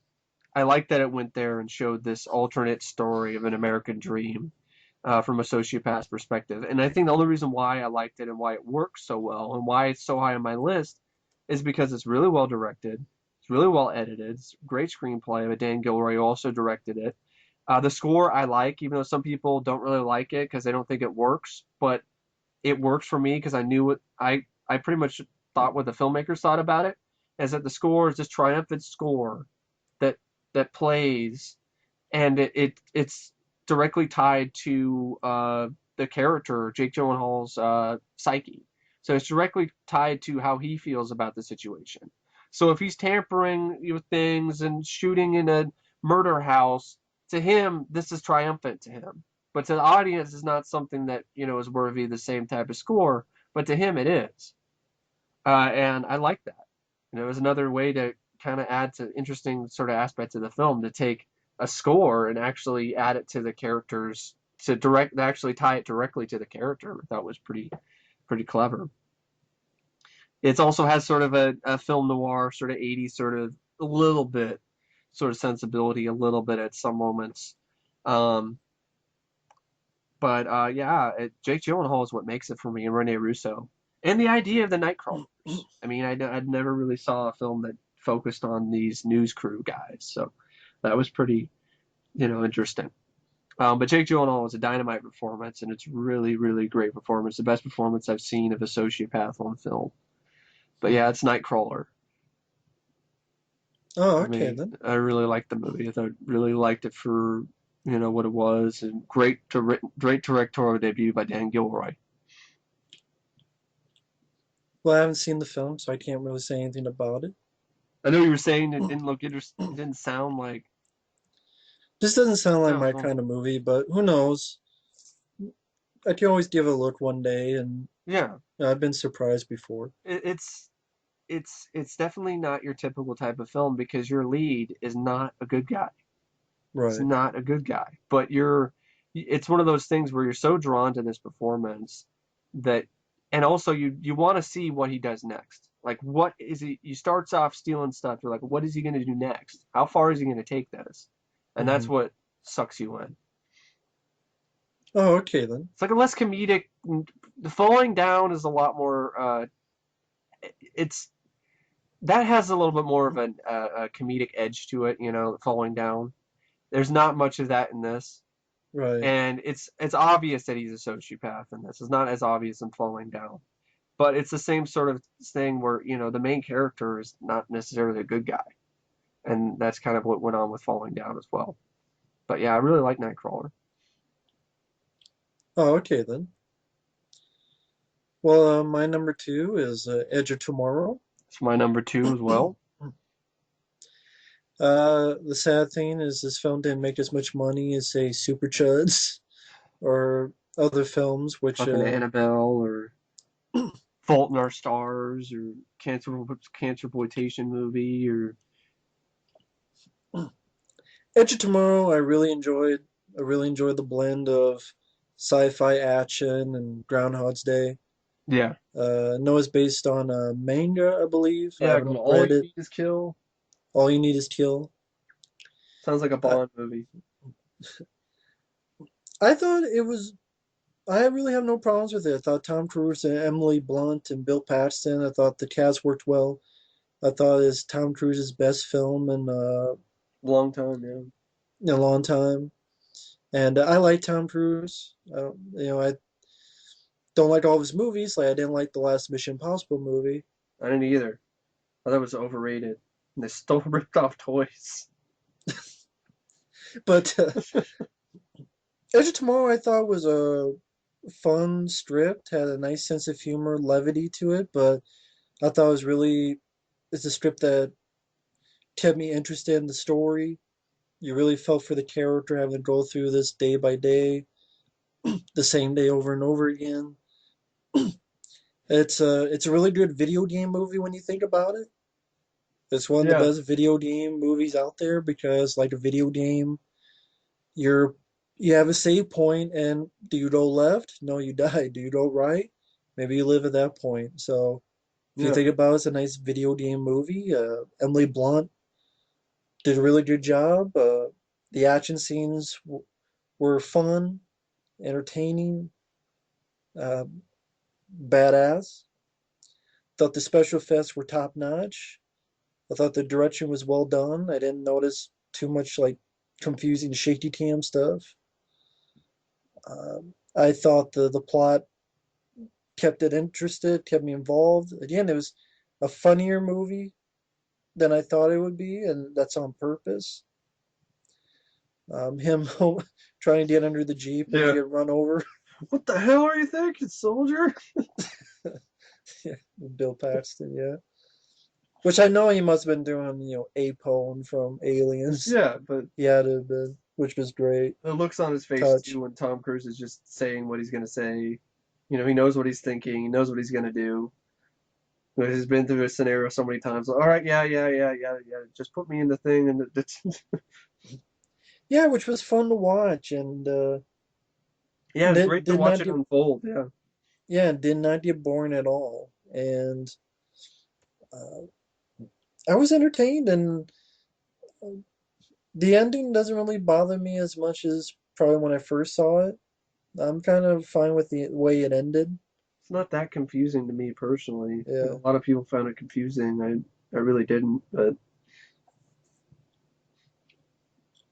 yeah, seeing it, and then I've seen it, you know, more than once since then. It doesn't really bother me anymore. Uh, I really have no problems with Edge of Tomorrow. I thought it was very well done, sci-fi action movie with some good acting, nice sense of humor, levity moments, involving story, and a movie that, of course, wasn't really a hit like it should have been. a lot of critics liked it though, and a lot of audiences liked it too. Who did see it? It just didn't. We didn't give a fuck. It didn't matter. Just I don't know people why go see people. Tranny 4, It's because make $1 billion. it sucks. It's because of Tom Cruise. And I've heard people say Tom Cruise, da, da, da, Tom Cruise this and Tom Cruise that, Scientology, blah blah blah blah blah.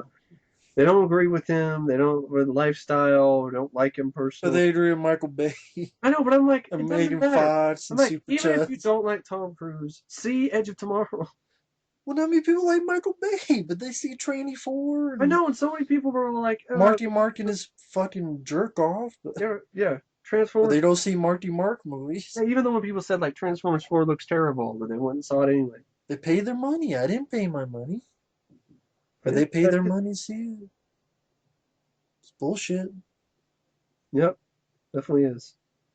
But I know this is your number two. Number two is my Edge of Tomorrow as well. I saw it in the theater, and it was one of the best experiences I've had in the theater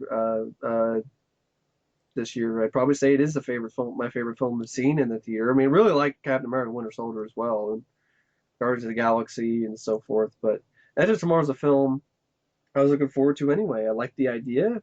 I liked the trailers. Um, I was a I was really sold on it anyway because it was a sci-fi movie with Tom Cruise, and I really liked Oblivion. So I was like, okay, another sci-fi movie with Tom Cruise. I'm in. And never read the manga either, but I loved it. It was a great story, a really unique tale. The Groundhog Day meets sci-fi movie. I thought that was really unique. It had never been done before, as far as to my knowledge. Um, the look of the mechs was fantastic, and most of it was practical, which is really nice to see. Receiving practical explosions, and the story just has some great twists and turns in it, and just keeps you involved and engaged all the way throughout the film. It's never boring. It's never tiresome. It's never tedious. The humor is really, really, I thought, really genuinely, really funny. Laugh out loud at moments. This with the black humor, and I just an excellent movie that deserves so much better in the box office. And it's definitely a film where the PG-13 rating doesn't hold back the action scenes because they're still thrilling and still exciting and still amazing. And it's not gory or anything or whatever. They're shooting aliens. I Yeah, thought the aliens too had some really good designs, too, creature designs, and it's very unique, really well shot film. Doug Liman, and he's the one who directed this, right? Doug Liman, I think, did a yeah. really great job. I even like the bits of music that were in it. I love the characters' transformation. And Tom Cruise did a fantastic job acting, starting out as this guy who thinks he knows everything and gets sent into the shit pretty much. And his performance is fantastic. And this guy who's out of his element right from the beginning, and then just learning and continuing to learn and as the film goes along, and dying time and time and time again. And Emily Blunt was equally fantastic. She was a badass, believable badass. This full metal bitch, full metal Jaeger. And it is a really, really cool. Which actually Jaeger is another. That's that fucking Pacific Rim. Pacific Rim bullshit. Rim Yeah. job. Yeah, she's the Full Metal bitch. Just fun little bit of reference. And she was believable as a badass too. I mean, and she formed this relationship with Tom Cruise that I thought worked. And yeah, it had a happy ending, which kind of at first didn't really work for me, but then I watched it again. I'm like, it works now. I understood the ending, but the little bit at the end I didn't kind of get, but I got it at the second viewing. And just a film that I could see myself watching over and over again because it's just so much fun and so unique and so entertaining and yeah, it's just such a great story and that's what really sold me on it. And I've heard some people say I remember seeing some reviews of people who didn't like it, like it's cliched or da da da da da. I'm like, I don't what the fuck? Hmm. I don't get that. I don't get it being considered cliched at all. But it's me. But love the Edge of Tomorrow or All You Need Is Kill or whatever the or no. All You Need Is Kill was the original title, but Edge of Tomorrow, aka Live Die Repeat, which I'm sorry, I'm gonna call it Edge of Tomorrow. That's a better title than Live Die Repeat. Well, still kind of says Edge of Tomorrow on there I know it anyways. says Edge of Tomorrow / Live Die Repeat, which doesn't make any fucking sense. It's a tagline, but it's a tagline, but yet it's like they try and make it seem like it's the It's not title. really a tagline because on the side of the Blu-ray it says Edge of Tomorrow / Live, die, Live Die repeat. Repeat. Yeah, yeah. I don't know why. That's the one thing I find wrong with this movie is the fucking bullshit retitling on the Blu-ray DVD. It's pointless. Zally. But anyway, excellent movie, and it deserves so much better in the box office. It really did. Well, of course, it's a good movie, so of course it doesn't do much. Like Dread. Yeah. Or get into my number one, John Wick. Now, this is a On film that Wick. this is the best movie that I saw in the theater. John Wick. Wish I was able to see it in the theater. I just wasn't able to get around to it, and damn, that would have been a really great experience. It Could have was. been the best since Dread. To me, it's the best action film since Dread. I mean, I Yeah. really enjoyed Ninja 2 because there's, straightforward, good fight scenes. But this I thought had, like Dread, the whole package. It had some great action scenes. It had some great direction, ideas. I just thought it was a badass movie. And I know people will be like, well, it was still a decent enough hit. My point is, it should have done better. You should have done a lot better than Ouija. I mean, it only made 42 million in the US, only made 66 million worldwide, while shit like Equalizer makes 100 million in the US alone. Or Ouija beat it out at the box Or office. Ouija, or a lot of other movies. 300 fucking prequel, sequel, whatever the fuck it Let's Be was. Cops made more money, I think. Right Along made more money. Tammy, didn't that make 100 million too? Something like that. It made more money. The fact is, John Wick is a badass movie. It's a great action movie, and yet it didn't really do much. To me, fucking Taken Two made 137 million in the U.S. and that was a piece of shit. But yeah, John Wick is this badass action movie that only made 40 million in the Well, U.S. some people are like Keanu Reeves and Keanu Bill, 47 Ronin. Last movie he did was terrible. I don't really. Couple movies Denzel's done's been terrible. He Yeah, did Safe House sucked, and that made more money than John Wick. yeah. Um, I mean, Michael Bay films have been shitty. Transformers films really do. Anyway, John Wick, Keanu Reeves did a great job. Played a great character. Uh, had a good direction. I think first time. I think the Yeah, director's first another time first time. Another first time director like Dan Gilroy for Nightcrawler. Yeah. had a great supporting cast: of Willem Dafoe, Ian McShane, John Leguizamo, David Patrick Kelly. Uh, very nice cast, supporting cast. Thought it had some nice ideas. the hotel that was a Yeah. safe haven for hitmen, paying stuff in gold coins. Uh, Very well done, well handled action sequences. They were very fluid. No shaky cam. I understood everything that was going on. Reminded me a lot of the little bits of action that were in Collateral. Yeah, That Tom same Cruise. sort of Speaking of really, Tom Cruise, yeah, really fluid gunplay. yeah, Yeah. exactly. And I thought it had some nice little bits of levity to it. Yeah. A lot of badass moments. Just very well directed.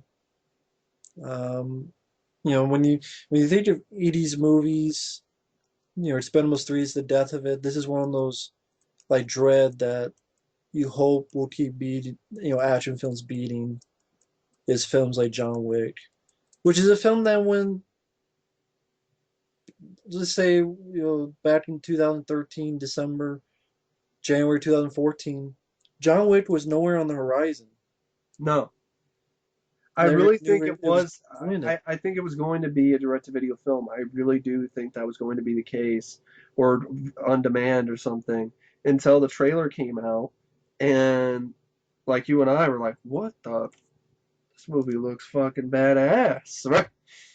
Yeah, when I saw the And trailer, I'm like, wow, what the hell? I didn't even know of I John didn't Wick even till know like a about John month Wick either. before I'm the like, trailer. what the fuck is John Wick? Who is John Wick? And then I think the studio picked it up and decided, okay, Summit, and then release it. Summit Entertainment. Is that who released it? One sec. And I guess there was enough buzz online that I think a major studio decided to distribute it. Because if it wasn't on the list for upcoming film, Yeah, Summit. it must have been picked up by somebody to distribute. And that's what they did with John Wick, which is cool. So it made more than it would have direct to video, but it still deserved more. It still deserved better. Kind of like Edge of Tomorrow again. Deserves to make more money. Yeah. Um, yeah, of course, it makes sense. I mean, Baz Tier, John Wick, yeah, John Matrix, John Rambo, John McClane, now Yeah. John Wick. It joins. I mean, I just really He's enjoyed John Wick. I he's the thought, guy that you call to kill the fucking boogeyman. yeah, uh, I thought it was just a really straightforward, very well done, Down and dirty. refreshing in this, Yes. With uh, way movies are today. yeah, with the whole drama, plot within a plot within a plot. We need to be like Christopher Nolan. No, we don't. Just okay, just focus. And the director, one of his influences was The Killer. Nice. Nice reference, nice way to do it. Uh, it's one of those films that I just, It's a lot better than The Equalizer. I think it's a 10 times better yes, than The Equalizer. exactly. Yeah, it's one of those things that, that I had seen this first before The Equalizer, and The Equalizer that made so much more money, and I don't understand because I think John Wick did that in a much faster pace, shorter I saw The movie, Equalizer more first, and badass. then I saw John Wick, and I was like, John Wick is better. I was like the Yeah, I opposite saw of how you. Yeah. yeah, I saw John Wick first, and then I see The Equalizer. I'm like, this isn't nearly as good as John Wick. And I felt the same way after seeing John Wick after I saw The Equalizer. But John Wick is just, I mean, you take the idea of a guy's dog getting killed and you It make could it have work, easily been stupid. but it made it work It did. very well. Because of a really good performance by Keanu Reeves. The whole scene where, And I you know, also they, think pretty good direction too. yeah, I mean, for a first time oh, director, really good. I don't think pretty good. I think it was great direction for a first time director, yeah. really. With all the way he handled all the lights in the club and everything and the fluid action, that could have been easily not nearly as flowed as well with a first time director, but it didn't look like that. And I think he was a cinematographer before he started directing, so he had some experience with the camera, and it definitely did show. Actually, I think he was sort of dealing with stunts.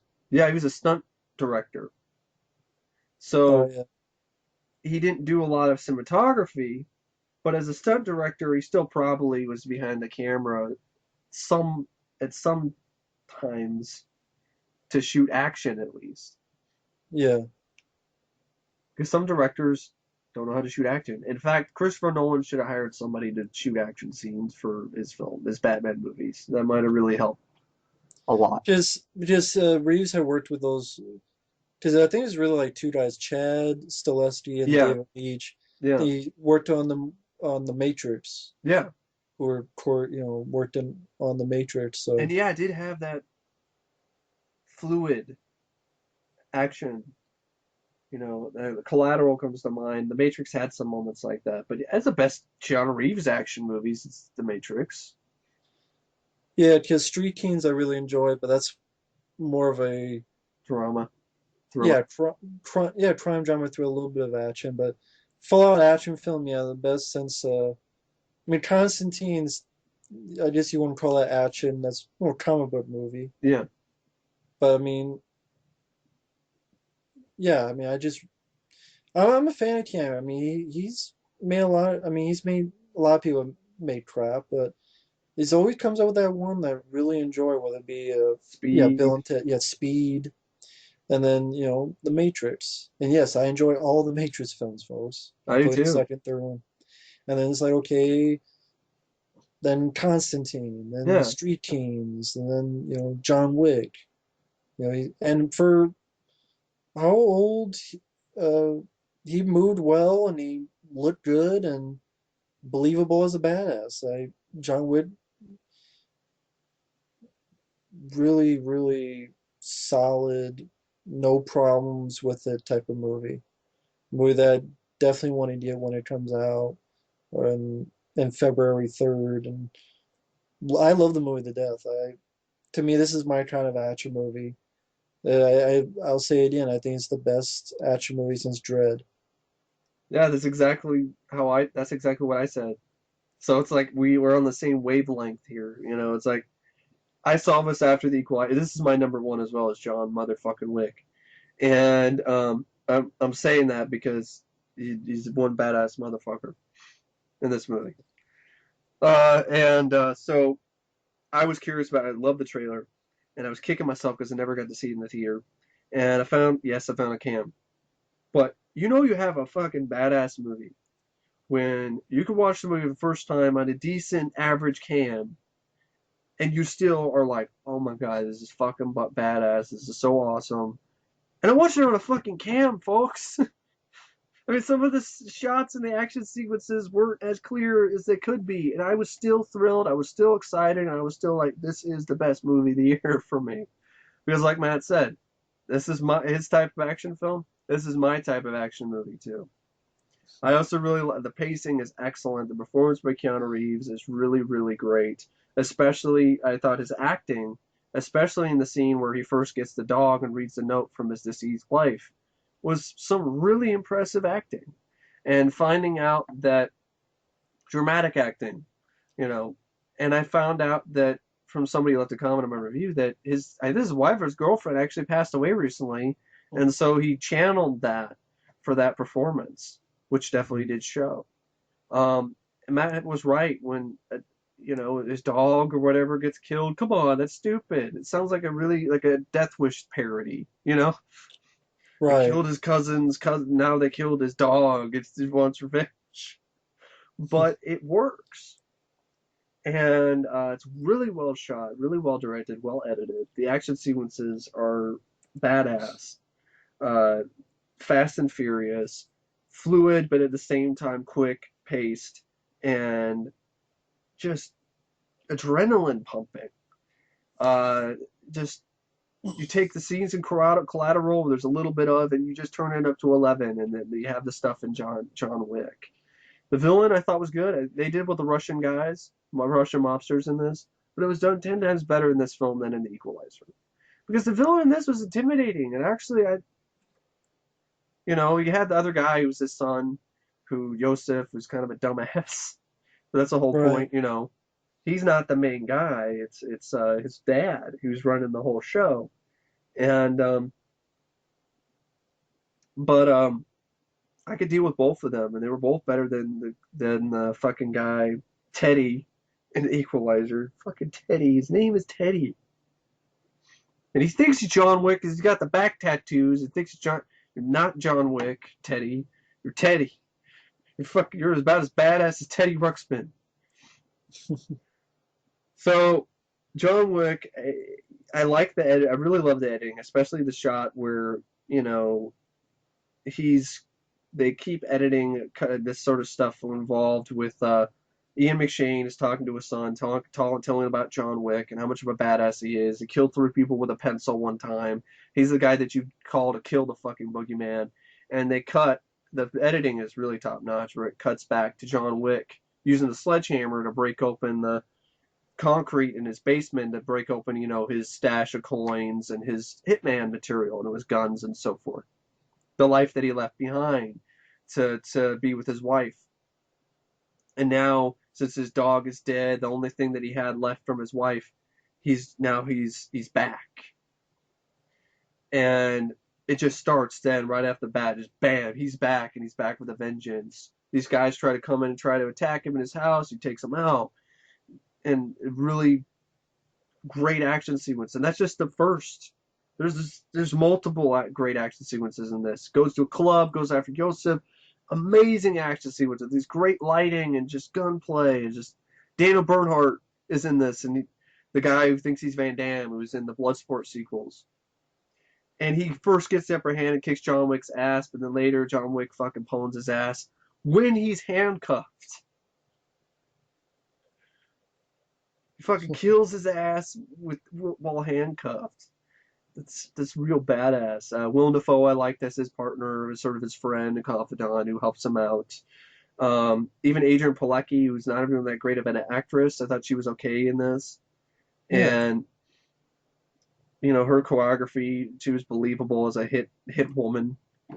And I loved the Hotel for Hitmen. That was a really unique idea. And the whole thing was like, we don't do business here. It's against the rules.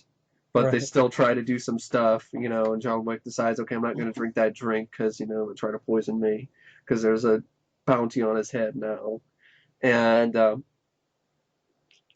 just 2 words come to mind when I think of John Wick. It's badass. Comes to mind when I think about John Wick. Exactly. And I love the whole scene where, he's getting interrogated, the whole thing where it's all like, people are asking me if they think I'm back. Well, I'm back. Yeah, I think I'm back. I think I'm back. And he is. Yeah, he Gets is. this like machine gun or some sort. I don't know what kind of rifle, assault rifle or something, and just fucking goes to town on these fuckers in one scene, which is really, really awesome. And even Keanu Reeves is believable, definitely with his gunplay. And I also liked how they kept reloading. Like he reloaded, like he was out of bullets, and he kept reloading. Yeah. That doesn't happen, in every movie like this. That actually paid attention to that kind of thing. And the pacing is just top notch because it's like an hour and a half that it just goes by at breakneck speed. I even like the soundtrack. I really think it's really, really good. I even like the use of a Marilyn Manson song called Killing Strangers, which I really like the song and it works really well with the plot. It really does sound like it's a song that's actually sung about hitmen. We're killing strangers. We're killing strangers so we don't have to kill the ones that we love. It's totally seems like a song for hitmen. And just really great film. Well, really well shot, well edited. I even like the fact how John Wick uses the knife that the bad guy is trying to stab him with. He uses it like he uses a knife as a weapon. He makes him stab John Wick. John Wick makes him stab him on purpose so he could take the knife away and use it.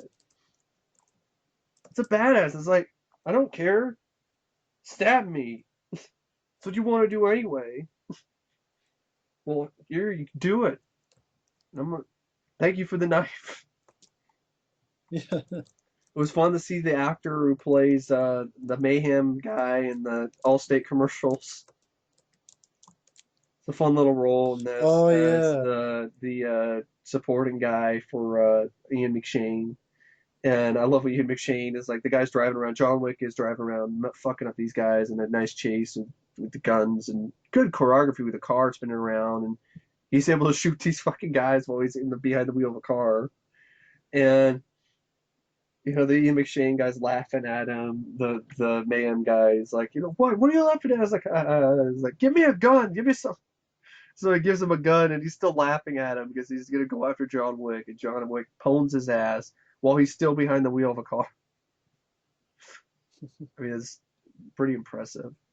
And that's one thing. The movie is just impressive. It's an impressive film, and great supporting cast, a good soundtrack. It has this '80s vibe to it. The whole film has this '80s vibe to it, and just nonstop action and nonstop fun. And even John Leguizamo, I like the little bit that he has where he punches the stuck-up Russian mobster's kid in the face. He's Yeah. just trying to say, "No, you work for me." It's like, what? What are you saying? I don't work for you. I work for your daddy. I don't work for you. You're telling me this. Just punches him right in the face. And yeah, just excellent movie. Just fucking badass. John motherfucking Wick, my favorite film of the year. And I got a couple direct-to-video movies I didn't mention that I'll Hmm. round this up with. The Babadook, a film I didn't really think the trailer did much for me. It looked really shitty, kind of laughable. And there's all this praise. I was like, there's no way it's going to live up to it. I saw it eventually, and I really liked it. And I have to admit, I think the praise is was worth praising. From first-time director Jennifer Kent, it has this. It's more of a drama and then secondary horror film, but it works really well because Essie Davis's performance is just phenomenal. Of this mother who's dealing with this kid who has issues, and then at the same, she's just such a multifaceted performance. She does a great job playing this, being a mother who's harried and dealing with this kid who has issues. She also does a great job being a loving mother who actually cares and loves for her kid and wants the best for him.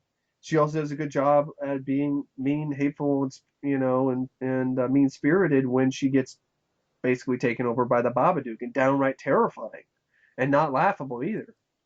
And the look of the Babadook, I warmed up to. What really sold me was a scene where she's hallucinating on TV and she sees what looks like an old style silent movie scene with the Babadook in it. It's like something you might see in Nosferatu, by Fritz Lang. And there's some look the Babadook. You don't see it very much, and I like it. It keeps it in the shadows, and it doesn't really overstay its welcome. And there's some it's a creepy movie. I heard a knock in my room while I was watching the movie, and I did a double take. It definitely did get under my skin a lot more than I thought it would. And what holds it together is Essie Davis's performance, and even the kid who's kind of annoying at the same time, but at the same time you feel for this kid. He's just and I think I honestly might be autistic. I mean, he doesn't know how to act in social situations very well, so that really nails autism. And so I think he's autistic, and as a person who's grown up and has dealt with autism his entire life, I do sympathize with this kid and how other people are acting around him and treat him like crap and say stuff like, you never should have had a dad, and you're weird and you don't deserve a dad.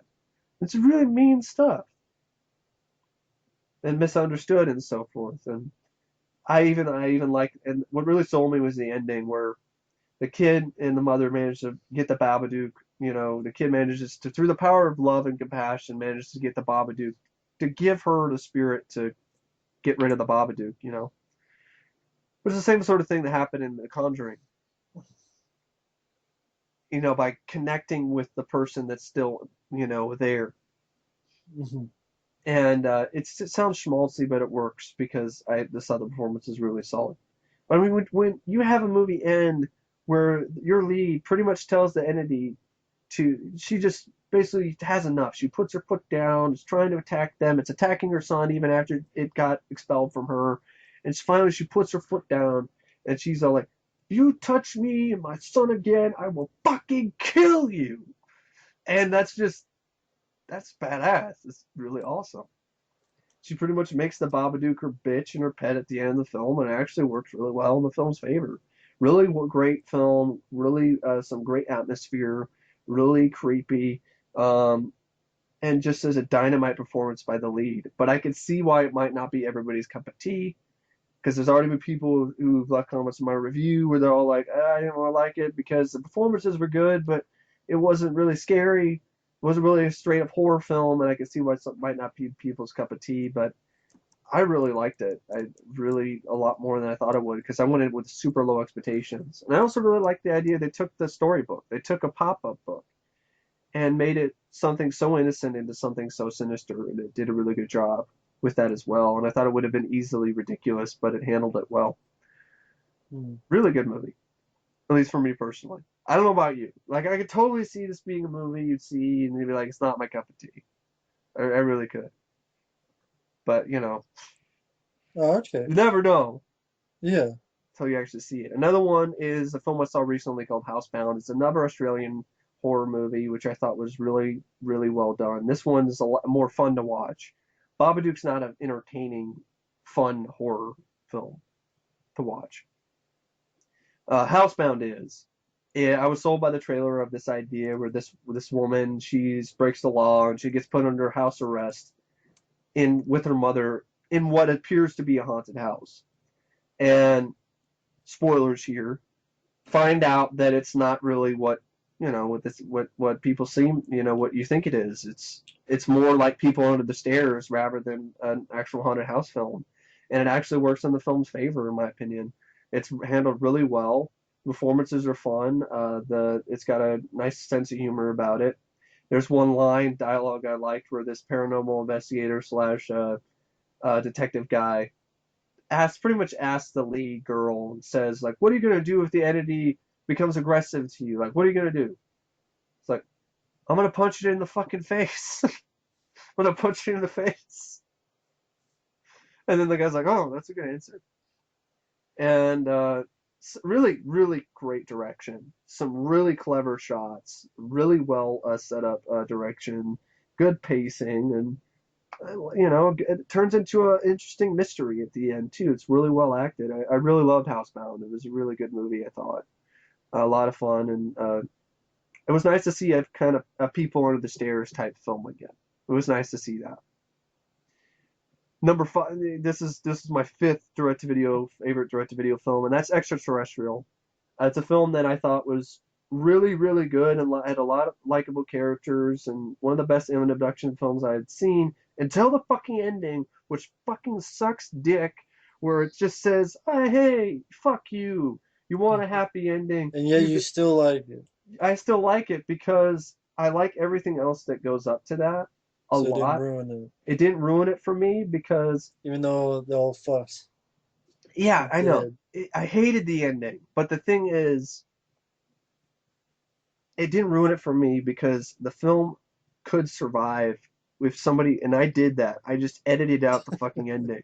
I edited out that fucking ending and made it end the way it should have in the fucking first place. So that's the rare occurrence here. Normally ending like this, I'm like, fuck the movie, and I would have been. But I saw potential in the film, and it was enjoyable, and it was a good story, and I liked the performances, and the effects were good for what it was, and I loved the soundtrack. I just a very fun movie up until that point, and had a heart to it. And I was like, I was sold on it. I was like, are you gonna give me the happy ending? Are you really gonna do this? And and it should have because that's what it was kind of building up to anyway from the beginning with these two lead characters about the relationship. This girl doesn't know what she wants to do in her life. She tells them no, I don't want to get married because that we're not we're alone in this universe. And then that ties into later in the film and you find out that we're not alone.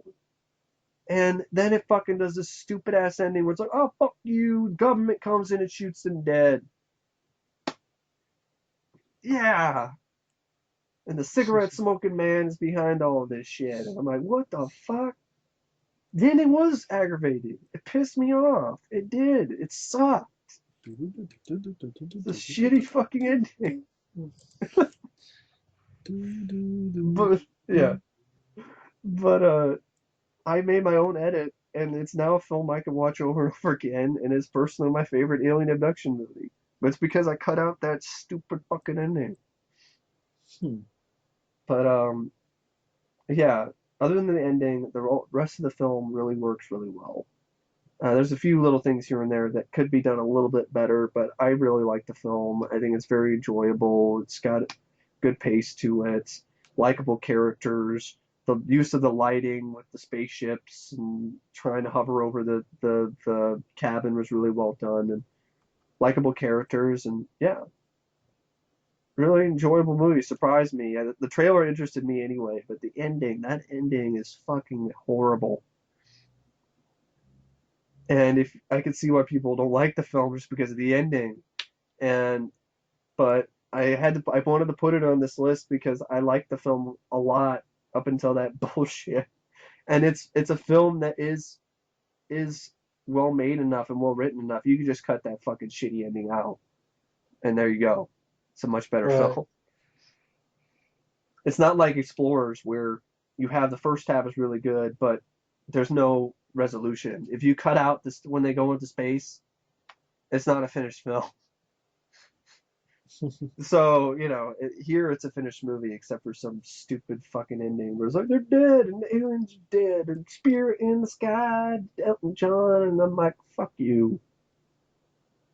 But yeah, that's extraterrestrial, and that's our favorites of the year list. Yeah, 2014 favorites of the year.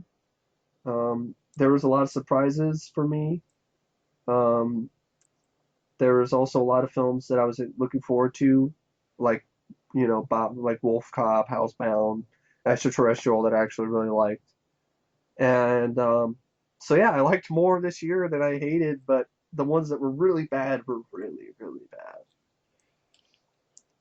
And I just But say there's a lot more this year that I didn't like. see, see, and there was a But lot there that are I films that I liked like. that he didn't like at all. So on my list, Right. Uh, so, but this video is proof to those who think that we just like and hate the same things. well, they'll still say it anyway. Fine. Because no matter what, they always do. Some people always do. I have to admit though, I think this year is, even though it was a year we go to hell when it comes to the really shitty movies, Yeah, it still is to me.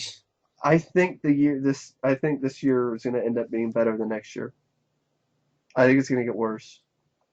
I think we go into the ninth. Well, it doesn't matter. I'm not seeing any of the movies anymore. We're going to the ninth Uh, level of hell next year. I can't honestly next year. I can't think of any movies that I'm even gonna bother except maybe Skin Trade. Skin I'll Trade see. was But me.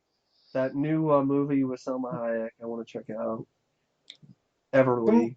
even the movies in the summer, I don't even care to see for curiosity. I mean, Avengers? Furious 7, okay.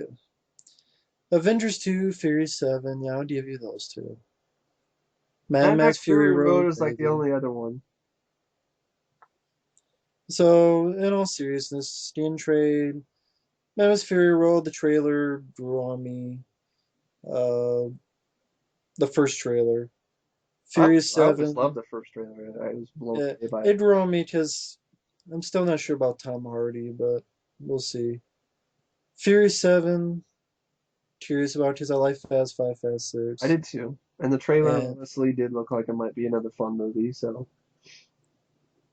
and I did like the Avengers 2 trailer. So, Star yeah, I Wars, mean, I don't give a fuck. I don't care. I don't give a fuck. So, Skin Trade, Furious 7, There Avengers isn't even a 2. release date for Skid Tree. Yeah, I know, but I'm guessing 2015. Yeah, It'll go straight to video anyway, so. which sucks.